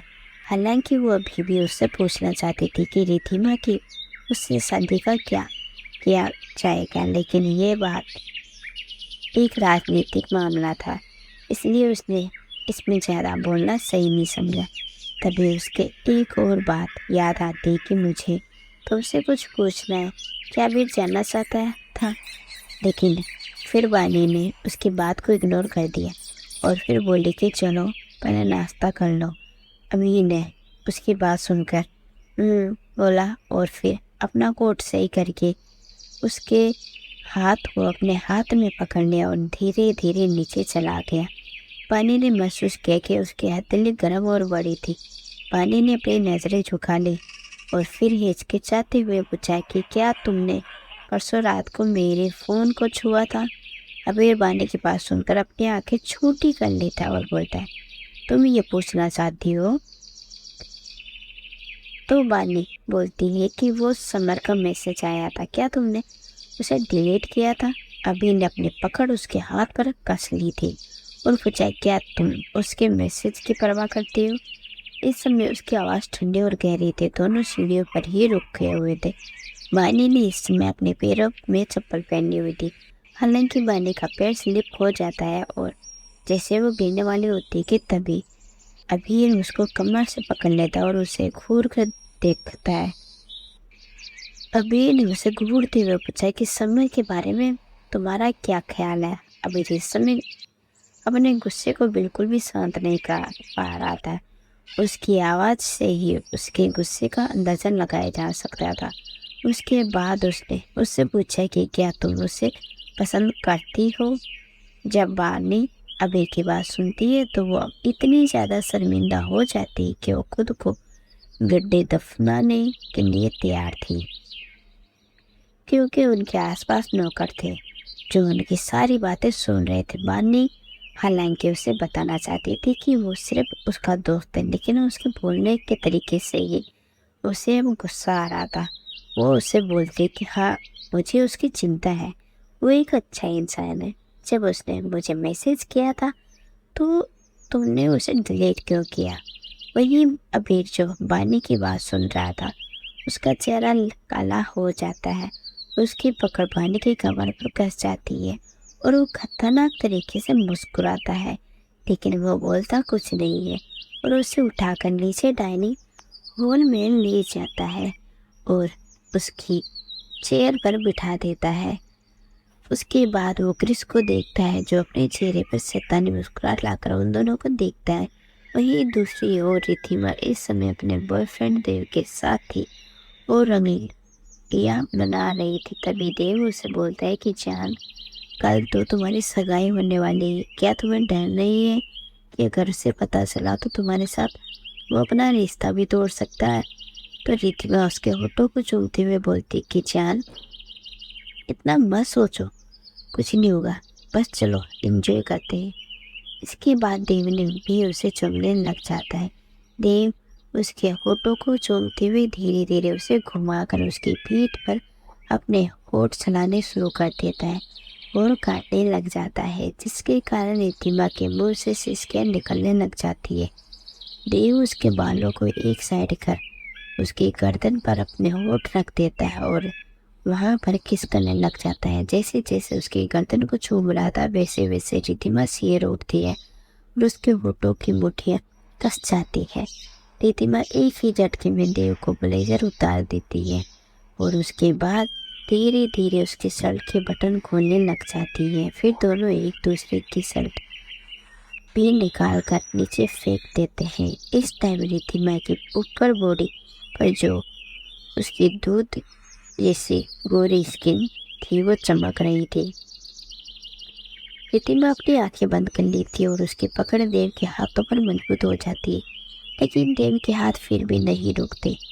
देव कभी उसकी आंखों पर किस करता, कभी उसके नाक पर, तो कभी उसके दोनों गालों पर से लेकर फिर उसके गुलाबी होठों पर अपने होठ रख देता और उसे चूमने लगता है। पहले तो दोनों को किस बहुत ही सौंपती थी, लेकिन उसके बाद रिद्धिमा भी उसके किस का रिस्पॉन्स देने लगती है। तो देव धीरे धीरे वाइल्ड होता जा रहा था और फिर वह रिद्धिमा को बहुत ज़्यादा पैशनेट और डीपली किस करने लग जाता है। लेकिन जब रिद्धिमा की सांसें उखड़ने लगती है, फिर भी दोनों एक दूसरे को नहीं छोड़ते हैं। तो रिद्धिमा अपने दोनों हाथों से उसके कंधों पर मारने लगती है। तब देव को होश आ जाता है कि रिद्धिमा की सांस नहीं आ रही है। वह उसको छोड़ देता है और उसके माथे से अपना माथा टेक लेता है। ऐसे ही कुछ मिनट खड़े रहते हैं। जैसे ही दोनों की सांसें नियंत्रित होती है तो वो एक दूसरे के कपड़ों को निकाल कर फेंक देते हैं। फिर उसके बाद दोनों अपने प्यार में खो जाते हैं। पूरे रूम में उनकी गहरी सांसें की आवाज़ सुनाई दे रही थी। उधर दूसरी तरफ मीरा तैयार होकर जल्दी से सैगर हाउस से निकल ही रही थी कि उसे लग रहा था कि आज तो वह जुए में पैसे जीत कर ही आएगी। वो बहुत ज़्यादा क्यूस थी और अपनी सहेलियों से मिलने के लिए तभी मिस्टर सैगल उसे रोकते हुए बोलते कि तुम कहाँ जा रही हो। तो मेरा सैगल अपने पति को बोलते कि मैं किसी काम से बाहर जा रही हूँ, अब चिंता मत कीजिए। उसके बाद वो वहाँ से निकल जाती। मिस्टर सैगल को मीरा पर बहुत ज़्यादा गुस्सा आता है। वह उसे रोकना चाहते थे लेकिन रोक नहीं पाते। मीरा वहाँ से चली जाती है, लेकिन उसकी ज़िंदगी कुछ ही घंटों में पलटने वाली थी। लेकिन उसने कल्पना भी नहीं की थी। जैसे ही वह अपनी डेस्टिनेशन पर पहुँचती है तो वो देखती है कि वहाँ पर उसकी सहेली जो कि बहुत ज़्यादा मोटी थी पहले ही उसका इंतज़ार कर रही थी। आखिर क्या होने वाला है आप कहानी में, जानने के लिए सुनते रहिए। बानी का खतरनाक रूप और बानी ने पीटा मीरा को। बानी और अबीर दोनों ही इस वक्त डाइनिंग टेबल पर बैठे हुए होते हैं। बानी अबीर का चेहरा देखती है जो कुछ अच्छा नहीं लग रहा था। उसका चेहरा इस समय बेहद खूबसूरत और काला लग रहा था। उसके चेहरे पर गुस्से वाले एक्सप्रेशंस साफ दिखाई दे रहे थे। बानी उसे बताना तो चाहती थी कि उसका और समर का क्या रिश्ता है, लेकिन फिर वो कुछ सोचकर चुप हो जाती है और अबीर के चेहरे को देखकर उससे पूछती कि क्या कोई गड़बड़ है, तुम्हारा चेहरा इतना लाल क्यों है। तो अबीर उसे गुस्से से घूर कर देखता है लेकिन कोई जवाब नहीं देता है। उसके बाद वो अपना नाश्ता करने लग जाता है और उसके बाद उसने एक बार भी बानी की तरफ नहीं देखा। बानी को तो कुछ समझ ही नहीं आ रहा था कि वो उसके साथ गुस्सा क्यों है। तो वो एक गिलास में जूस डालकर उसकी ओर घूंट पीकर अबीर से पूछती है, क्या तुम मुझसे नाराज हो। अबीर उसकी बात सुनकर उसकी अपनी तीखी नजरों से उसे घूरते हुए बोलता है, तुम्हें क्या फ़र्क पड़ता है कि मैं गुस्सा हूँ, नाराज हूँ, तुम्हें जो करना है वो करो। और फिर उसका फ़ोन छीन कर उसने कुछ करके उसके सामने उसका फ़ोन कर देता है। जैसे ही बानी अपने फ़ोन को देखती है तो उसकी आंखें बड़ी बड़ी हो जाती है। वह कभी अबीर को देखती है तो कभी अपने फ़ोन को देखती है, क्योंकि अबीर ने उसके सामने अपना कॉन्टैक्ट इन्फॉर्मेशन निकाल कर रख दी है, जिसमें उसके नंबर पर कुछ अजीब सा नाम सेव किया हुआ था, जिसको उसने कल रात देख लिया था जब समर का मैसेज आया था। तभी उसे कुछ समझ आता है कि ये किसकी शरारत है। तो वह अपने पास वाले चेयर पर बैठे अपने बेटे की तरफ देखती है, जो अपनी आंखें बंद किए हुए था, क्योंकि उसे पहले ही इस बात का अंदाज़ा था कि आगे क्या होने वाला है। इसलिए वह सोने का नाटक करने लग जाता है और अपनी आंखों को मिलने लग जाता है। बानी का तो समझ ही नहीं आ रहा था कि वह हंसे या रोए, क्योंकि उसका ये बेटा इतना शैतान क्यों था।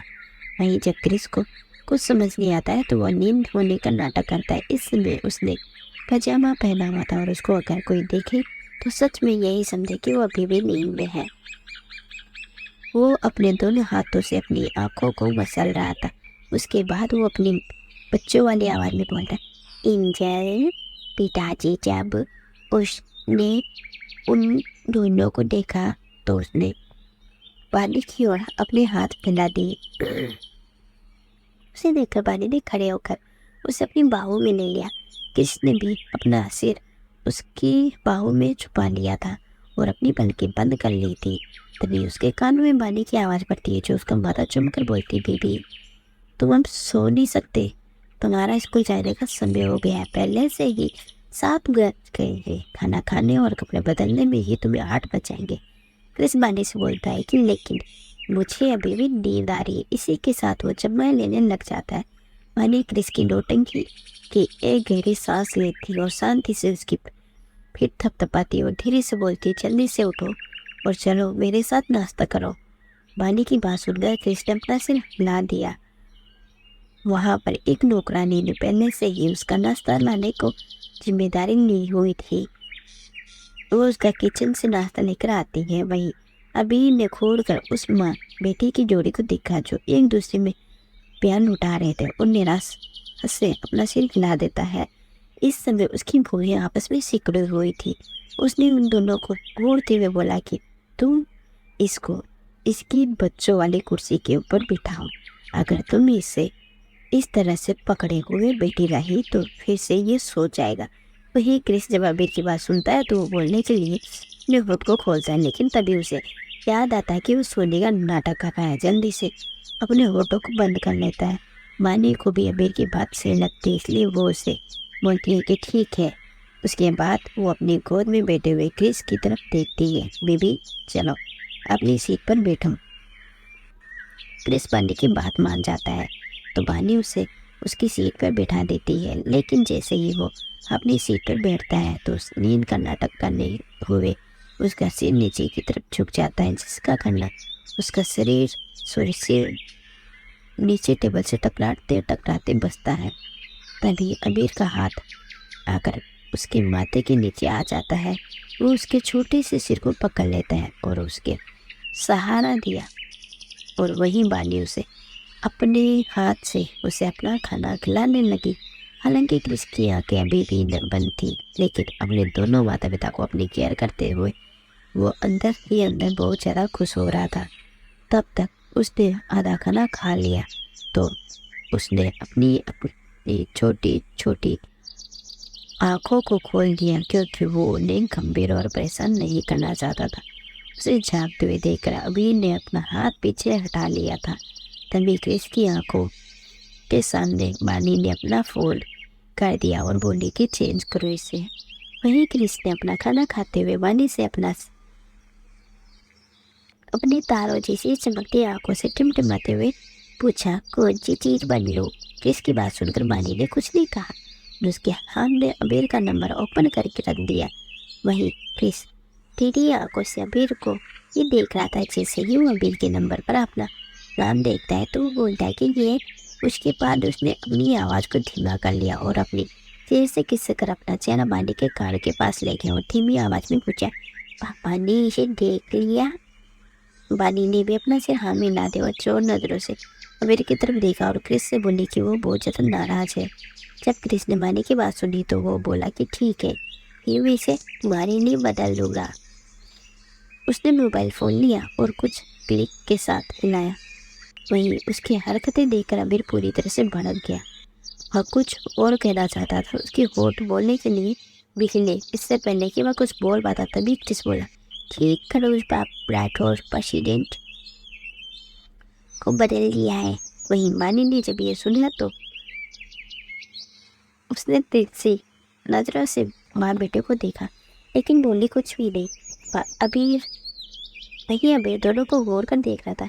तभी उससे कानों में क्रिस की आवाज़ पड़ती है, जो बोलता है कि क्रेयोन सिंचन, आज मेरी एंजल के फ़ोन में आपका नाम क्रेयोन सिंचन है। अबीर को तो ये नहीं पता था कि ये नाम कैसा है, लेकिन उसने ज़्यादा कुछ नहीं बोला और फिर वहाँ से चला गया। अबीर इस समय अपने ऑफिस पर हो चुका था। सुबह की बारिश के साथ अभी भी हल्की हल्की हवा चल रही थी। अबीर इस समय अपनी कार में बाहर आ गया था। आसपास की भीड़ को देखते हुए उसे अचानक कुछ याद आ गया। वो विराम से पूछने के लिए पीछे मुड़ा और पूछा, क्या तुम कभी क्रेयोन शिनचैन देखा है?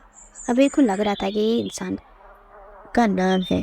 तभी विक्रम जल्दी से अपना लैपटॉप निकालता है और इस नाम को सर्च करता है, लेकिन जैसे ही वो ये दिखता है क्रेयोन शिनचैन एक कार्टून है, तो उसे लगता है कि सर क्रेयोन शिनचैन एक कार्टून कुत्ता है और वो लोगों के बीच बहुत फेमस है। जब अबीर ने विक्रम की बात सुनी तो उनका चेहरा अचानक से जम जाता है। क्रेयोन शिनचैन एक कुत्ता निकला। उसकी हिम्मत कैसे हुई एक कुत्ते से उसकी तुलना करने की? मैं उसे छोड़ूंगा नहीं इस बार। उसे एक अच्छा सबक सिखाना होगा। उसने महसूस किया कि कृष्ण ने उसको बहुत अपमान किया है। वहीं दूसरी और बानी विदेश मंत्रालय में काम करने नहीं बल्कि मीरा से मिलने का सोचा और उसे रिकॉल करने लग गई और उसको बुला लिया। वही मीरा इस समय अपने दोस्तों के साथ इस समय एक होटल में थी और जुआ खेल रही थी। यह एक ऐसी जगह थी जहाँ पर अमीर घरों की औरतें जुआ खेलने या फिर किटी पार्टी के लिए आती थी। वहीं मीरा के माथे पर एक चोट का निशान साफ दिखाई दे रहा था। ऐसा लग रहा था कि जिस कल रात को मिस्टर सहगल के साथ उसकी लड़ाई हुई हो, उन्होंने उसको पीटा हो। कुछ अधिकारियों की पत्नियां भी उसके साथ जुआ खेलने के लिए आई हुई थी। वो उसका मजाक उड़ा रही थी और बोलती कि क्या ये घरेलू हिंसा है।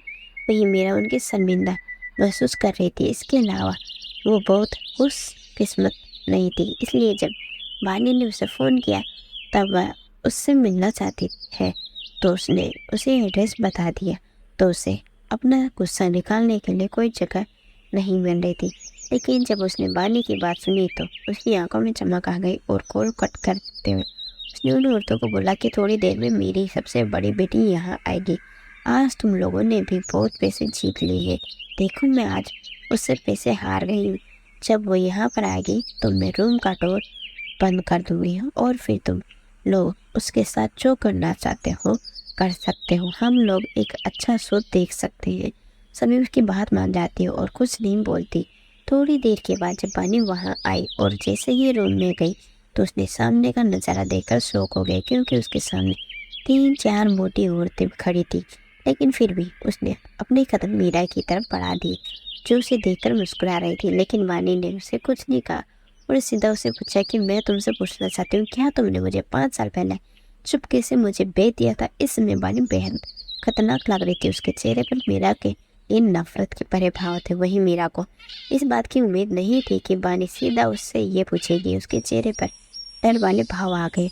उसने अचानक अपना हाथ हिलाते हुए कहा, मुझे नहीं पता है कि तुम किस बारे में बात कर रही हो। भला मैं ऐसा क्यों करूँगी?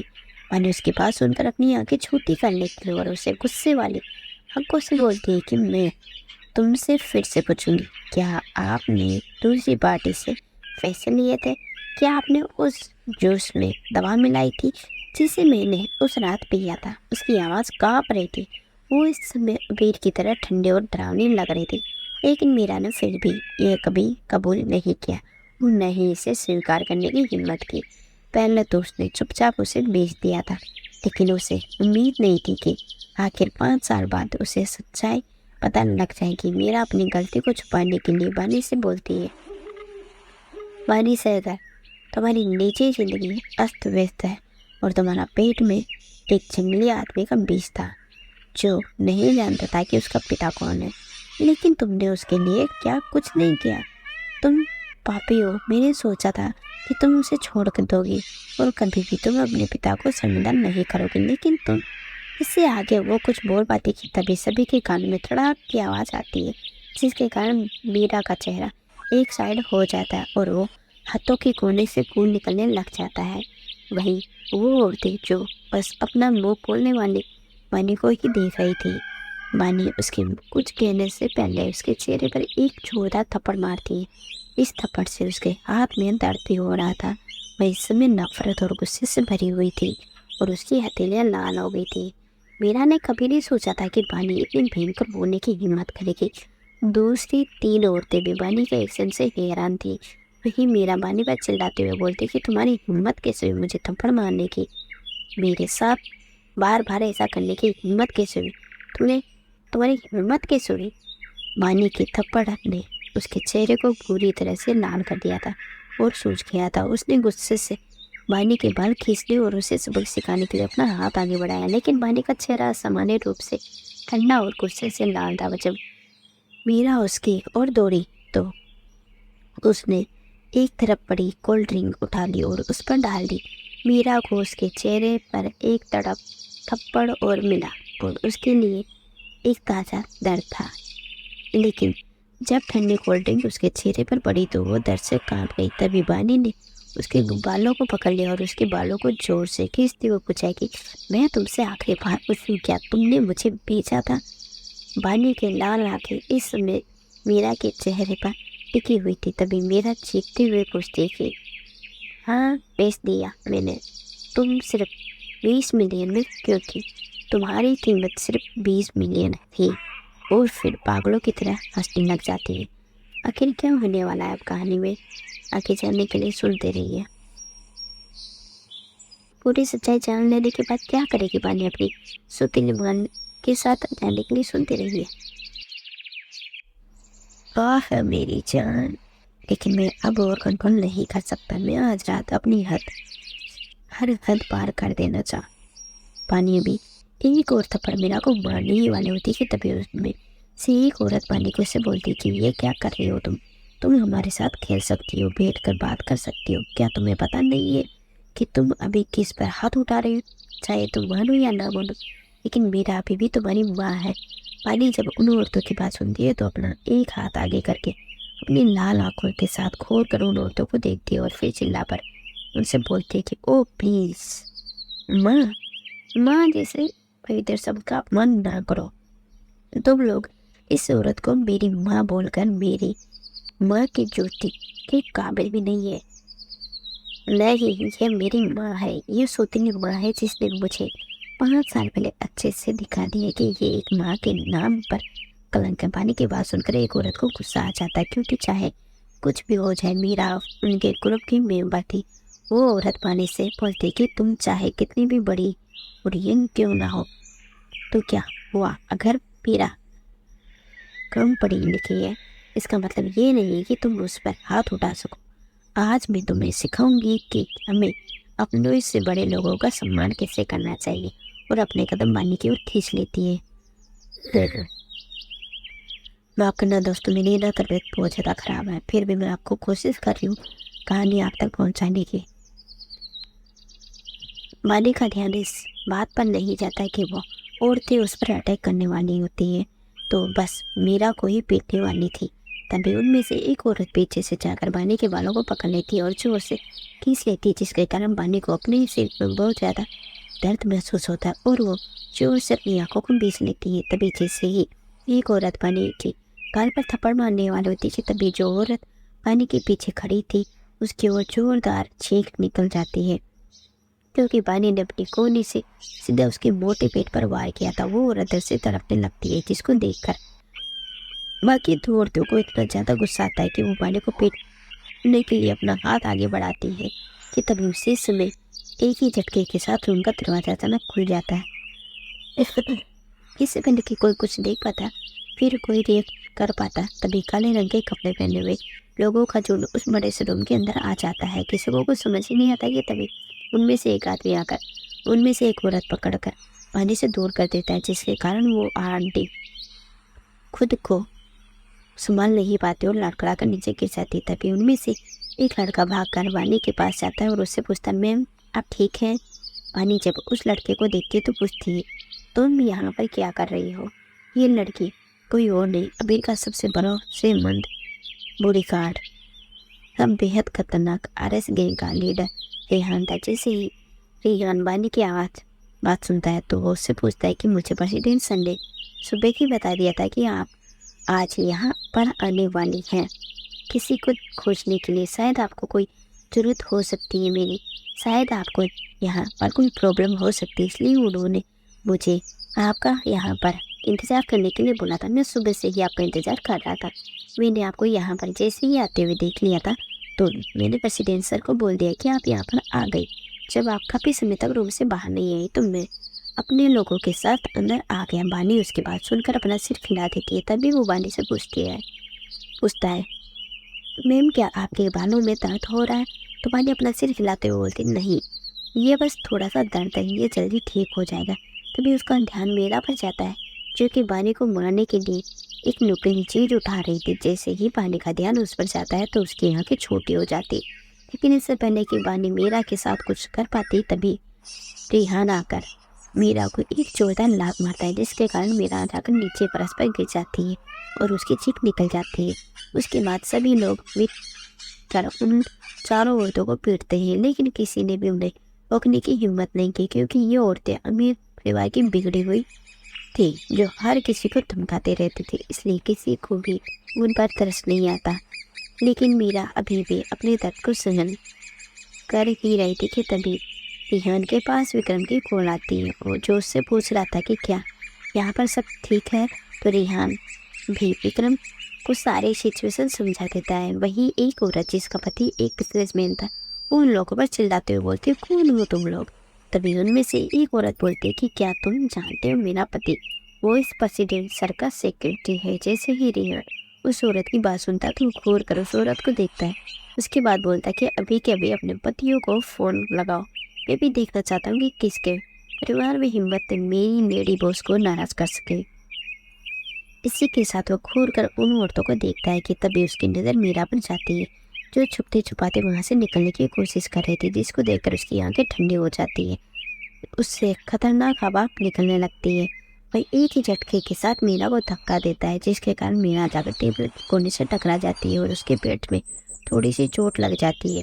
उसकी चीख निकल जाती है। वो इस दर्द को सहने में सक्षम नहीं है और ना ही कुछ बोल पा रही थी। जैसे कि उसके कानों में रेहान की आवाज़ पड़ती है, अभी अभी अपने पतियों को फ़ोन करो। और सभी औरतें अपने पतियों को फ़ोन करने लग जाती हैं। लेकिन मेरा को तो दिमाग ही ख़राब हो जाता है। अब मुझे डर लग रहा था कहीं मिस्टर सहगल के सामने उसकी सच्चाई ना आ जाए। अगर ऐसा हुआ तो वो क्या करेगी। तभी उसके कान में रेहान की ठंडी आवाज़ पड़ती है, जिसको सुनकर सभी कांप जाते हैं। जो मीरा से बोल रहा था कि तुम कहीं नहीं जा सकती, तुम्हारे साथ अभी 20 मिलियन का हिसाब करना बाकी है, तुमने उस पैसों का क्या किया। वही उनमें से एक औरत अपने पति को कॉल करके अपना फ़ोन रेहान के आगे करती है, ये लो अब तुम्हें मेरे पति की सबक सिखाएंगे। वो भी उसके हाथ से फ़ोन ले लेता है और फिर बोलता है कि जल्द से तुम्हें पता चल जाएगा कि फिर उनको लेकर दूसरी साइड जाते हुए अपने एक आदमी से बोलता है, मैम का ध्यान रखना कोई भी वहाँ तक नहीं पहुँच पाए और यहाँ से ना भाग पाए। जैसे ही वह फ़ोन लेकर दूसरी साइड जाता है कि तभी सभी औरतें बानी की तरफ देख रही होती है कि उन औरतों में से 2 औरतों के फ़ोन एक साथ रिंग करने लग जाते हैं। जैसे ही दोनों कॉल पिक करते तो उनके पति उन पर भड़कते हुए बोलते कि बेवकूफ़ औरत, अभी के अभी बानी सहगल से माफ़ी मांगो। वो औरत थे जैसे ही अपने पतियों की बात सुनती है तो गुस्सा हो जाती है और गुस्से वाली आवाज़ तो डर जाती है। उनकी आवाज़ से ही पता लगा सकती थी, इसलिए अब वो डर रही थी। उनके पति उनसे बोलते हैं, अगर तुम दोनों ने ऐसा नहीं किया तो शायद हमारी नौकरी जा सकती है, हम सड़क पर आ सकते हैं। जैसे ही दोनों औरतें ये बात सुनती है तो डर जाती है और सड़क जल्दी से कॉल कट कर बानी से माफ़ी मांगने लग जाती है। अब उन्हें पता चल जाता है कि बानी कोई ऐसी वैसी इंसान नहीं है जिसे वह फ्रेंड कर सके। लेकिन अब उनके मन में ये बात आ रही थी कि आखिर मीरा की इस सौतेली बेटी का ऐसे किस इंसान के साथ रिश्ता है जो सबको कंट्रोल कर सकता है। आज उसका इरादा मीरा को शर्मिंदा करने का था। वह जानती थी कि उसे 20 मिलियन के लिए क्या करना चाहिए। वह जुआ खेलती और उसके पिता के लंबे समय से उसको सिर्फ घर खर्चे के लिए ही पैसे दिए हैं और ये बात भी सच है कि उसे जुआ खेलने की एक बुरी लत हुई थी और वो उन 20 मिलियन को जुए में हार गई। वही बानी की बात सुनकर मीरा सच से शर्मिंदा हो गई थी। वो खुद को बड़बड़ाने से रोक नहीं पाती कि इतने सालों बाद फिर से 20 मिलियन कहाँ से लाएगी। बानी उसके एक्सप्रेशन देखकर बोलती कि अगर तुम मुझे पैसे लाकर नहीं करती हो तो तुम्हारे साथ मैं क्या करूँ। तुम उसे खुद ही बता दो। मेरा इस समय इतनी ज़्यादा चिंता में थी कि उसे कुछ समझ ही नहीं आ रहा था, क्योंकि वो ना तो बैंक के सामने अपने घुटने रखना चाहती थी और ना ही वो अपनी मानी के पिता से हेल्प ले सकती थी। अगर वो ऐसा करती है तो शायद वो अपना सब कुछ खो सकती थी। तभी रेहान बानी के पास आकर बोलता है, मेरे पास एक विचार है। बानी ने उसकी बात सुनकर पूछा, क्या विचार है? तभी रेहान बोलता है कि अब जब श्रीमती सागर के पास 20 मिलियन नहीं है, उन्हें एक मौका दे और उन्हें 20 मिलियन कमाने के लिए मौका दे। आप क्या सोचती हैं? लेकिन जो होगा कैसे होगा? तो रेहान बोला कि आपको शाम को पता चल जाएगा। पानी को भी अबीर और उससे जुड़े हर आदमी पर भरोसा था, इसलिए उसने आगे उससे कुछ भी नहीं पूछा। उसके बाद रेहान बानी को उसके काम वाले पैलेस पर छोड़ देता है और बानी भी अपने काम पर करने में बिजी हो जाती है। शाम को जब बानी घर पर जाती है तो रात के 8 बज गए थे। उसके बाद वो कुछ समय के लिए क्रिस के साथ टाइम स्पेंड करती है, फिर उसे सुलाकर अपने रूम में चली जाती है और फ्रेश होकर अपने बेड पर जाकर लेट जाती है। और आज के दिन के बारे में सोचते सोचते उसे कब नींद आ जाती है उसे पता ही नहीं चलता। रात के 11 बजे पानी अभी सोई हुई थी, तभी उसे ऐसा फील होता है कि जैसे कोई उसे निकलने की कोशिश कर रहा है और साथ ही उसकी बॉडी पर कुछ टेंग रहा है। नींद के आगोश में ही उसकी सांसें भारी हो जाती हो और जब उसे सांस लेने में दिक्कत आती है तो वो अपनी आधी खुली आंखों से देखती है तो उसकी आंखों के सामने अबीर का हैंडसम चेहरा आ जाता है, जो कि इस समय एक हैंडसम लग रहा था। उसके बाल बिखरे हुए उसके माथे से चिपके हुए थे, उसका चेहरा लाल हो गया था और वो अपनी आंखें बंद करके बिना रुके बस पानी के होठों को चूमे जा रहा था, जिससे कि वो उसे निकलना चाहता हो। मानी उसको खुद से दूर करते हुए बोलती है कि छोड़िए मुझे सांस लेने में दिक्कत हो रही है। आखिर क्या हो गया है आपको? तो अबीर आखिरी बार बानी के होठों को जोर से चूमकर बोलता है कि सॉरी जान, लेकिन मैं अब वो कंट्रोल नहीं कर सकता, प्लीज़ मेरी हेल्प करो। इस घटिया लड़की ने मुझे कुछ दे दिया है। बानी उसकी बात सुनकर पूछती है कि किसने? तो अबीर बोलता है कि मिस रितिमा राजपूत ने। अबीर की बात सुनकर बानी को रितिमा के ऊपर बहुत गुस्सा आता है। वो भी अच्छे से समझ गई कि वो अबीर के साथ ऐसा क्यों कर रही है। वो ज़्यादा नहीं सोचती। जब वो अबीर को देखती है तो वो उसका कॉलर पकड़कर उसके होठों पर अपने होठ रखकर चूमने लग जाती है, जिसके कारण अबीर कुछ खुश हो जाता है और वो जल्दी से उसके कमर को पकड़कर उसे अग्रेसिवली चुभने लग जाता है। उसे तो समझ ही नहीं आ रहा था कि कब वो अबीर के चेहरे को अपने दोनों हाथों में भरकर उसके गालों पर अपनी होठ रखकर चूम लेती है। अबीर बनी के चेहरे को अपने हाथों में पकड़कर उसके दोनों गालों पर चूमने लग जाता है। उसके बाद उसकी कमर को सहलाने लग जाता है कि शायद अब जाकर कहीं उसे थोड़ी शांति मिल जाए, लेकिन उसके शरीर के अंदर की गर्मी से उसको राहत नहीं मिल रही थी। वो अपने दोनों हाथों को उसकी बॉडी पर रखकर उसे सहलाने लग जाता है और अपना कंट्रोल खोलने पर मजबूर हो जाता है।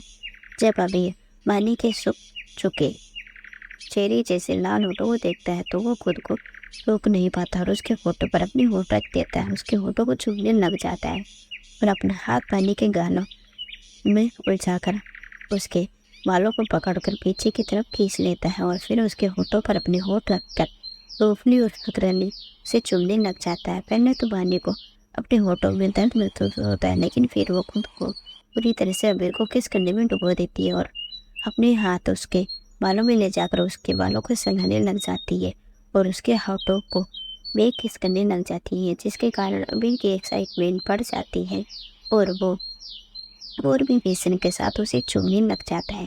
जब अबीर देखता है कि बानी ने अपना मुंह नहीं खोला तो उसे बानी पर गुस्सा आ जाता है। वो अपनी जेब को बानी के दांतों के बीच प्रेस कर रहा था, लेकिन बानी अपना मुंह नहीं खोल रही थी, तो वो अपना हाथ ले जाकर उसकी पतली कमर पर रख देता और फिर जोर से प्रेस कर देता है, जिसके कारण बानी की आँख निकल जाती है। लेकिन उसके होठ ब्लॉक होने के कारण वो उसके मुंह में ही रह जाती है। इस करते करते कब अबीर बानी के होठों को काटने लग जाता है, उसे पता ही नहीं चलता। वो उसे अच्छे से लिटाकर खुद उसके ऊपर लेट जाता है और वैसे ही चूमता रहता है। जब दोनों की सांसें फूलने लगती है तब कहीं जाकर वो बानी को छोड़ता है। उसके बाद अपना चेहरा बानी की गर्दन में छुपाकर लंबी लंबी सांसें लेने लगता है, जैसे कि वो अपने बड़ी धड़कनों को कंट्रोल कर रहा है। वो खुद को कंट्रोल करके अपने होठ उसकी गर्दन पर रख देता है और उसे चूमने लग जाता है। साथ ही उसकी गोरी गर्दन पर अब लव वाइट्स दे रहा था। उसके हाथ लगातार उसकी बॉडी के हर बॉडी पार्ट्स पर घूम रहे थे, जिससे बानी पूरी तरह बहक रही थी। उसके हाथ भी अबीर कभी अबीर की पीठ पर तो कभी उसके बालों में चल रहे थे। उसके मुंह से सेडक्टिव आवाज़ें क्या है आ रही थी। जब उससे खुद को कंट्रोल नहीं होता है तो वो एक ही झटके में अबीर को पलट देती है और फिर खुद आकर पेट के बल लेट जाती है। अब मेरी बारी। वो अबीर की शर्ट के बटन खोलते हुए अपने होठों को लगातार उसके चेहरे से उसकी गर्दन तक फिरा रही थी और उसकी गाल, उसकी ठुड्डी, उसकी नेक पर तो उसने काट भी लिया था, जिसके कारण अबीर को हल्का सा दर्द होता है, लेकिन वो मान्य को उसके मन के करने देता है। आखिर वो उसे उसके मन के करने भी क्यों नहीं डाले। वो इस समय बानी के साथ हर हद पार कर देना चाहता था। उसके बाद बानी उसके कानों के इन लोग को अपने होठों में भरते हुए उसे गिला करने लग जाती है। लग 2 मिनट तक उसके कान को चूमने लग जाती है। इसी तरह वो जोर से उसके येलों को काट लेती है और फिर उसकी शर्ट के बटन खोलकर खुद उसके ऊपर लेट जाती है और उसका चेहरा अपने दोनों हाथों में भरकर उसे दूसरे कानों को अपने होठों से पकड़ लेती है और उसको सक करने लग जाती है। साथ ही साथ वो उसके कान पर हल्का सा काट भी रही थी। दोनों की बॉडी में हीट बढ़ती जा रही थी। 5 मिनट बाद उसके कानों पर उसके पूरे चेहरे पर पीली चुंबन देने के बाद वो उसके ऊपर से उड़ जाती है और अपने दोनों हाथों को उसके एब्स पर रख देती है और उनको टच करने लग जाती है। उसके बाद वो अपना चेहरा नीचे झुकाकर अपने होठों को उसके एब्स पर रख देती है। उसके पेट से लेकर उसके गर्दन तक अपने होठों से उसे चुभने के साथ वो काट भी रही थी। वहीं अबीर उसकी पीठ को सहला रहा था। वो पूरा पसीने से भीगा हुआ था। बहुत मुश्किल से उसने खुद को कंट्रोल किया हुआ था। जब अबीर से और कंट्रोल नहीं होता है तो वो बानी के सिर को नीचे से पकड़ लेता है और अपने चेहरे की ओर उसका चेहरा झुकाकर उसके होठों पर अपने होठ रख देता है और उसका एक हाथ उसकी कमर पर रखकर उसे अपने नीचे कर लिया है। और अब दोनों की पोजीशन बदल गई थी। उसको वैसे ही पेशेंट के साथ जुड़ने लग जाता है और उसके हाथ उसकी कमर को सहला रहे थे। पूरे 15 मिनट बाद बानी के होठों का रस पीते रहता है और उसके साथ उसके हाथों को अपने हाथों में पकड़ लेता है। 5 मिनट के बाद वो बानी को छोड़ता है, जो गहरी गहरी सांसें ले रही थी। खुद की शर्ट को निकाल कर वो बेड के नीचे फेंक देता है और अपनी पेंट भी निकाल कर फेंक देता है। पानी के कपड़ों को भी निकाल देता है। उसके बाद अबीर बानी के ऊपर झुक जाता है और वो एक बार फिर से उसके होठों को अपने होठों से लॉक कर देता है और अपनी जेब को उसके मुंह में डालकर उसके हर कोने का स्वाद चखने लग जाता है। वो उसकी पूरी बॉडी को अपने होठों से हाथों से लाने लग जाता है और दोनों के ऊपर एक ब्लैंकेट ले लेता है और उसके होठों को छोड़कर उसके पूरे चेहरे को चूमने लग जाता है। साथ ही उसकी कानों पर अपने दांत गड़ा देता है, जिसके कारण बानी की चीख निकल जाती है। लेकिन वो कहाँ पीछे रह रही थी अबीर। अगर अबीर उसे काट आता तो बानी भी अपना चेहरा घुमाकर उसकी ठोड़ी को जोर से काट लिया था। दोनों ही पूरे बेकाबू हुए पड़े थे। दोनों में से कोई भी कम नहीं था। जिस तरह से बानी ने अबीर के कानों को चूमा और जाता है, वैसे ही अबीर उसके दोनों कानों को ये लॉक को चूमने अपने होठों के बीच ले जाकर बिना करता है, चूमता है और साथ ही काट भी रहता है। रूम के अंदर अबीर और बानी दोनों एक दूसरे को किस करने में डूबे हुए थे। अबीर बानी के होठों को इस तरह चूम रहा था जैसे वह उसके होठों को पूरा रस निचोड़ लेना चाहता हूँ, जिससे वह सदियों का प्यासा हो। अबीर बानी के होठों को चूमने के साथ साथ उसके होठों को काट भी रहा था। जब उसे महसूस होता है कि बानी सांस नहीं ले पा रही है, तब कहीं जाकर वह उसे छोड़ता है और फिर बानी के माथे से अपना नाटक होकर एक गहरे गहरे लंबी लंबी सांसें लेने लग जाता है। जब उसकी सांसें कंट्रोल होती है तो बानी के चेहरे को गौर से देखने लग जाता है। बानी अभी भी अपनी सांसें कंट्रोल करने की कोशिश कर रही थी, लेकिन वह कंट्रोल नहीं कर पा रही थी। लंबी लंबी सांसें लेने के कारण उसका चेहरा लाल हो गया था। अब जब अबीर का ध्यान उस पर जाता है तो उसका अपने शरीर में गर्मी बढ़ती हुई महसूस होती है। वह अपना एक हाथ उसकी कमर पर लपेट लेता है और अपने होंठ उसके कंधे पर रखकर उसके कंधे को चुभने लग जाता है और शक करने के बाद बाइट भी कर रहा था, जिसके कारण बानी सिर उठती है और काटने के कारण उसकी आंखें निकल जाती है। वो अपने पीछे से की तरफ पलटती है। इस टाइम उसके दोनों हाथ अबीर के चौड़े सीने पर थे। उसके बाद बानी अपनी आंखें बंद करके लेट जाती है। रूम का माहौल बहुत ज़्यादा रोमांटिक था। अबीर बानी को देखकर खुद को कंट्रोल नहीं कर पा रहा था। ऊपर से बानी इस टाइम बहुत ज़्यादा हॉट एंड सेक्सी लग रही थी। जैसे ही बानी अपनी आंखें बंद करके बैठी हुई थी, उसे अपनी टांगों पर कुछ रेंगता हुआ महसूस होता है। वो झट से अपनी आंखें खोल देती है। तभी उसकी नज़रें बंबीर की नज़रों से टकरा जाती है। फिर अपनी एक हाथ से उसकी टांगों से ला रहा था और वो अपने होठ उसके राइट पैर पर रख देता है और उससे तीसरी उंगली को अपने मुंह में लेकर काट लेता है, जिसके कारण बानी की आँख निकल जाती है और उसकी पकड़ बेड सीट में कस जाती है।